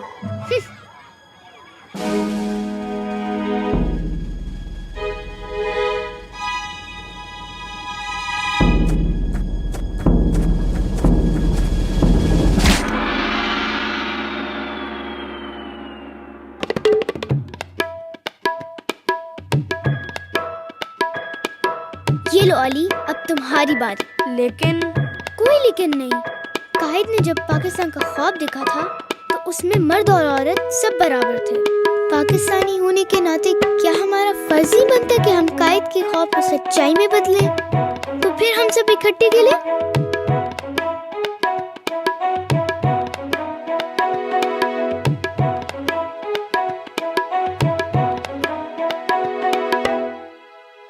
हाँ जी, देखा फिर आपने कि हम सब कुछ कर सकती हैं। मिसाल के तौर पर हम आर्मी में जा सकते हैं, क्रिकेटर बन सकती हैं, ऑफिसेज में काम कर सकती हैं, और तो और अच्छी सिंगर भी बन सकती हैं। अच्छी सिंगर? ओह, इससे मुझे याद आया कि मुझे तो आपको अपनी एक बहुत ही जबरदस्त गेस्ट से मिलवाना है, जो वैसे तो अच्छी है ही, लेकिन वो सिंगर भी बहुत अच्छी है। तो आए फिर।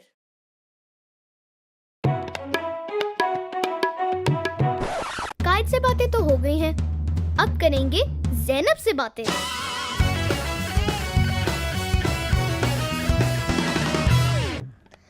अस्सलामुअलैकुम, ज़ैनब से बातें पर खुशामदीद। आज हमारे साथ पाकिस्तान की एक मशहूर गुलकारा टीना सानी साथ है और उनके साथ हम कुछ मज़े की बातें करेंगे। अस्सलामुअलैकुम टीना आंटी। वालेकुम सलाम। लेकिन आपको पता है कि जब मेरी भांजी बहुत छोटी सी थी ना, बिल्कुल आपकी जैसी थी, तो आप मुझे टीना खाला बोले। ओके टीना खाला। अच्छा, पाकिस्तान की एक मशहूर गुलकारा है, तो आप बचपन से बहुत ही अच्छी सिंगर होंगी। ज़ैनब बिल्कुल भी नहीं, बिल्कुल मुझे गाना नहीं आता था। मुझे शौक था, लेकिन फिर मेरे मास्टर साहब ने मुझे गाना सिखाना शुरू किया और आहिस्ता आहिस्ता आहिस्ता मैं रोज प्रैक्टिस करती थी और मुझे रोज होमवर्क देते थे। म्यूजिक का होमवर्क? यू? जी हाँ। अच्छा सुनो, ये कहो, सारे गामा सारे गामा सारे सा गामा सारे सा गामा सारे गा सारे गामा गामा गरे सा। ये तो बहुत मुश्किल है। लेकिन पता है, जब रोज करते हैं ना, जैसे आप मैथ्स करते होगे, जब आप रोज करते हैं ना, तो फिर कोई चीज़ मुश्किल नहीं होती। और पता है, जब मैंने सबसे पहले म्यूज़िक करनी शुरू की पाकिस्तान में, तो मुझे अंदाज़ा हुआ कि पाकिस्तान का म्यूज़िक कितना रिच है। पंजाब का म्यूज़िक और बलूचिस्तान का और फ्रंटियर का और सिंध का और बल्तिस्तान का, कश्मीर का, मतलब हर, जैसे खाने मुख्तलिफ होते हैं ना हर जगह के, उसी तरह इनकी म्यूज़िक भी डिफरेंट है। और यही चीज़ है जो हमें एक दूसरे की सीखनी चाहिए। वाह, मुझे तो पता ही नहीं था कि पाकिस्तान में इतने मुख्तलिफ कल्चर्स हैं। ज़ैनब, लोग समझते हैं कि मुख्तलिफ होना कोई अच्छी बात नहीं है, नेगेटिव सी बात है, लेकिन मैं समझती हूँ कि मुख्तलिफ होना तो रंग है दुनिया का। जैसे मुख्तलिफ रंग होते हैं, जैसे मुख्तलिफ फूल होते हैं, कितना हम इनको एंजॉय करते हैं। अगर एक ही फूल होता है, एक ही रंग होता, तो कितना बोरिंग हो जाता ना। इसीलिए पाकिस्तान में भी हमें एक दूसरे के डिफरेंसेस को सेलिब्रेट करना चाहिए, हमें उनको समझना चाहिए। यही डिफरेंसेस जो हम समझेंगे एक दूसरे के, ये एक बहुत ही यूनाइटेड मज़ेदार सा पाकिस्तान बनाएगा। अच्छा, ये तो बताया आपका कायद से बातें का फेवरेट एपिसोड कौन सा है? ज़ैनब, मैं पता है तुम्हें बताने ही लगी थी कि मुझे तुम्हारा वो प्रोग्राम बड़ा पसंद आया था जिसमें वो एक दरख्त गिर जाता है, फिर वहाँ सारे खड़े ये कह रहे होते हैं कि ओहो अब इसको कौन उठाए, फिर एक और बंदा कहता है ओहो अब इसको कौन उठाए, फिर आपको ख्वाब में फिर आप कायद से बातें करती हैं और वो कहते हैं कि अगर मिल के हम कोई चीज़ करें तो उसमें ज़्यादा ताकत होती है और वो ज़्यादा बेहतर होती है। फिर आप आके सबको आइडिया देती हैं, लेकिन उसके बाद आपने अपना कमरा साफ किया था कि नहीं किया था? अब्बा ने आपको कहा था ना। आपको शायद पता हो कि काइट से बातें स्कूल्स में लेकर जा रहे हैं, इसके बारे में आपकी क्या राय है? इससे तो अच्छा आइडिया कोई और हो ही नहीं सकता, इसलिए कि पहली बात ये कि आपका हर मैसेज इतना अच्छा है, बच्चों तक जाना चाहिए और बच्चों को पता लगना चाहिए कि हमारे कायदे आज़म हमसे कितने मज़ेदार उन्होंने बातें की हुई हैं जिससे हम एक बेहतर मुल्क बनेंगे। जाने से पहले कोई मैसेज पाकिस्तान के बच्चों के लिए? बेटा, मेरा ख्याल है कि बच्चे बहुत ज़हीन हैं, लेकिन मैं चाहूँगी कि वो अपने स्कूलों में या वो जहाँ भी हैं किसी को मुख्तलिफ ना देखें, उनको जानने की कोशिश करें, क्योंकि हर शख्स में एक खूबसूरत इंसान होता है। और समझें एक दूसरे को, उनके वो खाते कैसे हैं, पीते कैसे हैं, आप उनको बताएं आप क्या करते हैं, बहुत मज़ा आता है, बड़ी मज़े की गपशप लगती है। थैंक यू टीना खाला हमारे शो पे आने का, और आप सबका शुक्रिया ज़ैनब से बातें देखने का। उम्मीद है आपको हमारा शो पसंद आया होगा और हम जल्दी एक नए मेहमान के साथ वापस आ रहे हैं। आए हम सब मिलकर एक बेहतर पाकिस्तान बनाए, पहला कदम उठा के। एक बात बताऊं कि टीना आंटी की फेवरेट एपिसोड मुझे भी बहुत पसंद है, क्योंकि इसमें हमने ये दिखाया है कि हम सिर्फ खुद ही सब कुछ नहीं कर सकते, बल्कि अच्छे कामों के लिए सबको मोटिवेट भी कर सकते हैं। आइए देखते हैं टीना आंटी की फेवरेट एपिसोड।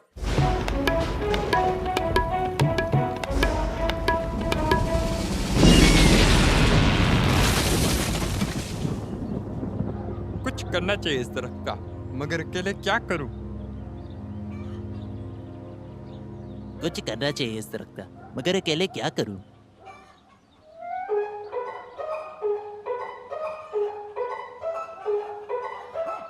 उफ, इतने दिन हो गए अभी तक नहीं हटाया, अब कौन हटाएगा? अरे ज़ैनब, ये क्या हुआ? मैं इस गिरे हुए दरख्त को टापते हुए गिर गई। अब्बा, इतने दिन हो गए, उस गिरे हुए दरख्त को कौन हटाएगा? पता नहीं बेटा, मैं भी सोच रहा था कि कुछ करूं, मगर इतना बड़ा दरख्त अकेले कैसे हटाऊंगा? शायद कोई और हल निकल आए। अच्छा, इधर आओ।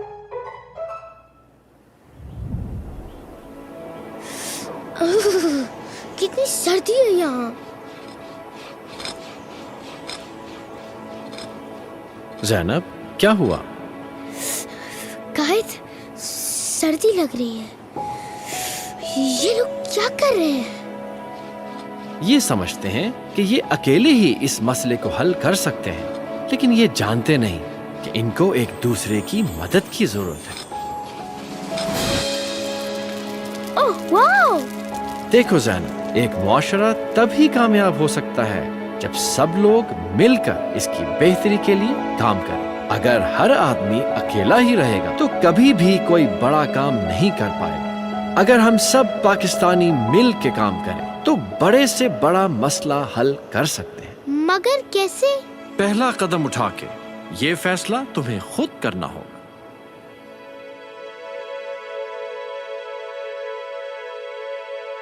अब्बा, अब्बा, बात सुने। क्या हुआ बेटा? अब्बा, हमें कुछ करना होगा, चले।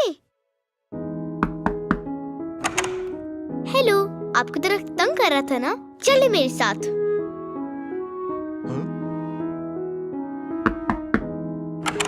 अस्सलाम वालेकुम। आप भी दरख्त से तंग थे ना? आए चले। बेटा ज़ैनब, क्या कर रही हो? बस अब्बा, हम सब इस दरख्त से तंग थे, मगर अकेले कुछ नहीं कर सकते थे। अब हम सब मिलके इसको हटाएंगे। कायद ने कहा कि हमारी यकजहती में ही पाकिस्तान की ताकत है। जो काम एक से नहीं हुआ वो हम सब मिलके कर लेंगे।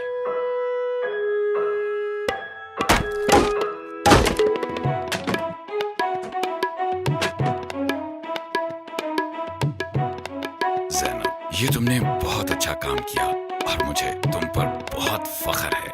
थैंक यू अब्बा। बस अब जिस तरह तुमने ये सड़क साफ की है, इसी तरह अपना कमरा भी साफ कर दो। अब्बा,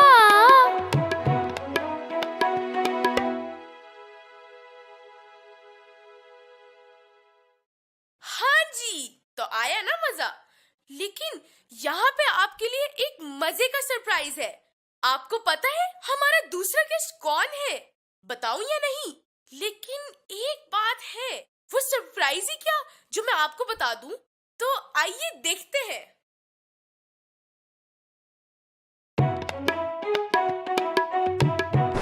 कायद से बातें तो हो गई हैं, अब करेंगे ज़ैनब से बातें।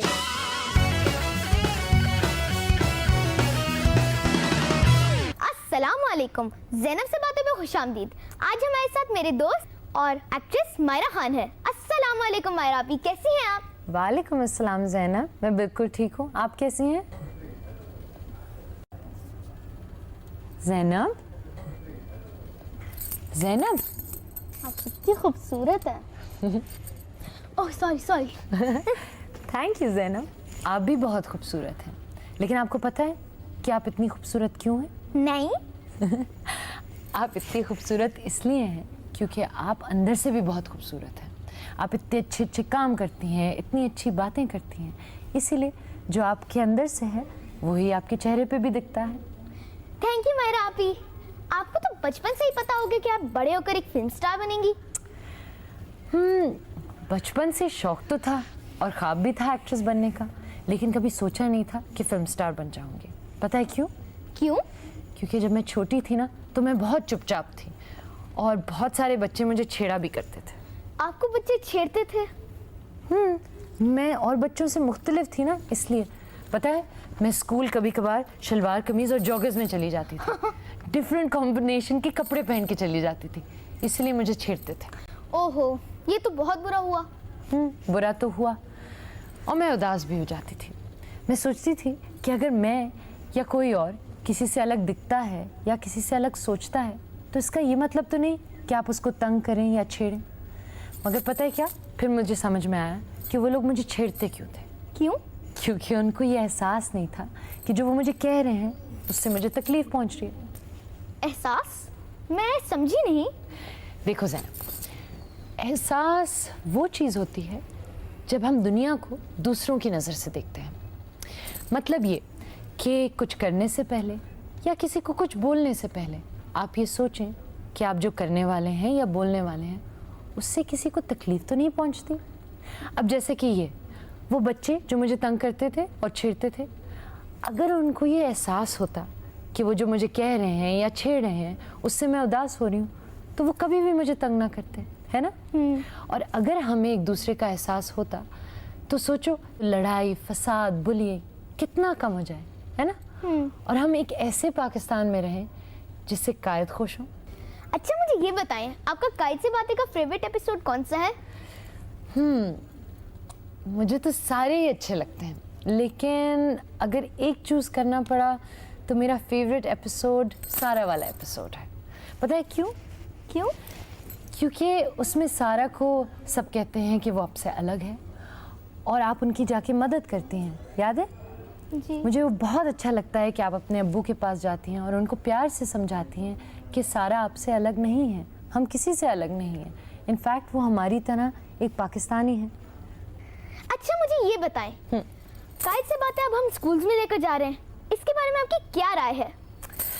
मेरी तो बहुत अच्छी राय है एंड आई एम श्योर कि जो कोई कायद से बातें देखता है वो भी बहुत खुश होता होगा।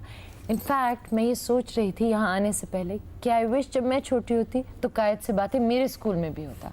आप लोग इतनी अच्छी अच्छी बातें करते हैं, इतने अच्छे सबक सिखाते हैं, तो मैं तो बहुत खुश हूँ। जाने से पहले पाकिस्तान के बच्चों के लिए कोई मैसेज?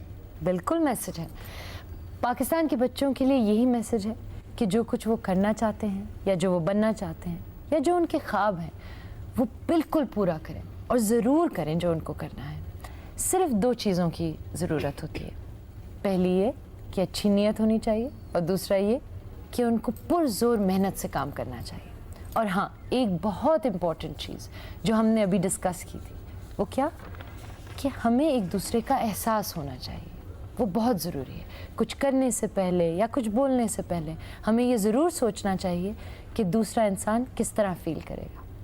थैंक यू मायरा आपी हमारे शो पे आने का, और आप सबका बहुत शुक्रिया ज़ैनब से बातें देखने का।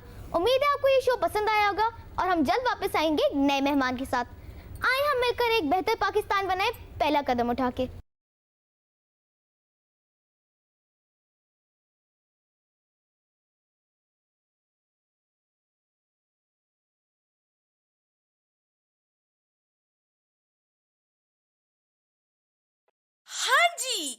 हम मायरा आपी की फैन और वो निकली हमारी फैन। वाओ, मुझे तो ये पता ही नहीं था। लेकिन ये सारा वाली एपिसोड उनको क्यों पसंद आई, ये तो आप भी एपिसोड देखकर बताएं।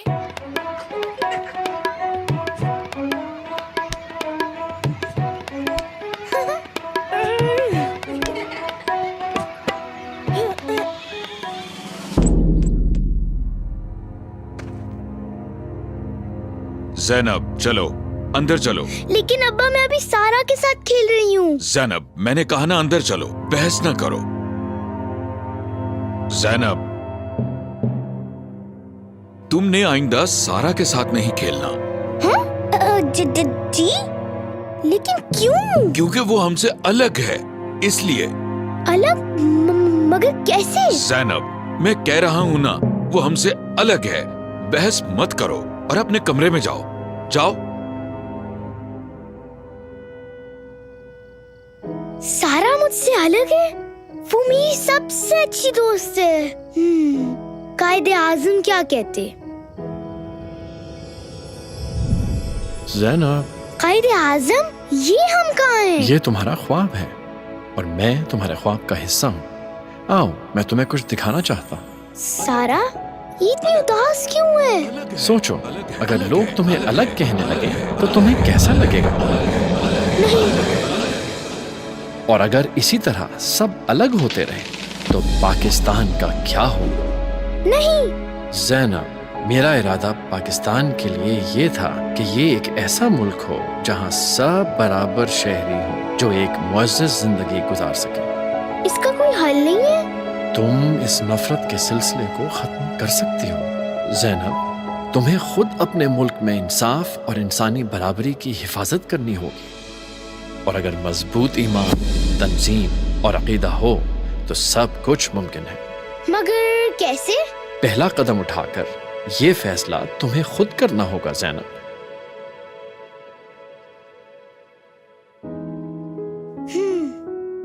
ज़ैनब बेटा, मैं जो कल तुम्हारे साथ गुस्सा हो गया था, वो हमसे अलग है। अब्बा, वो हमारी तरह एक पाकिस्तानी है और उसने कुछ गलत नहीं किया। कायद ने कहा हम सब चाहे कोई भी रंग, नस्ल या फिर के हों, सब एक मुल्क के शहरी हैं। हम सब के लिए बराबर हकूक, सहूलतें और जिम्मेदारियां हैं। अगर एक दूसरे के साथ बिला वजह की दूरियां रखेंगे तो एक मुत्तहिद पाकिस्तान कैसे बनाएंगे? तो फिर हम सब इकट्ठे खेलें? चलो आओ खेलें।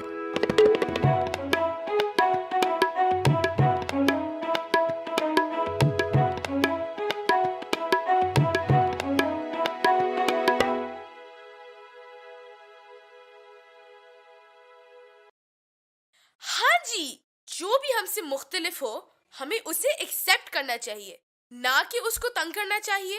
वैसे भी सारा मेरी फेवरेट दोस्त है, अली भी मेरा अच्छा दोस्त है, लेकिन वो और उसके एडवेंचर्स, उफ तौबा। अब यही देखें।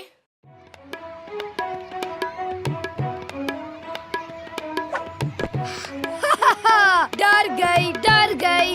ये तुम क्या कर रहे हो अली? चोट लग जाएगी। मुझे कुछ भी नहीं होगा, मैं मिस्टर माचो मैन हूँ।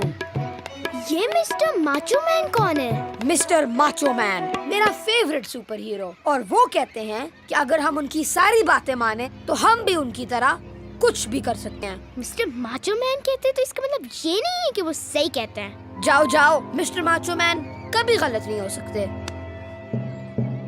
अली, ये मेरा लंच है, मुझे वापस दो। नहीं,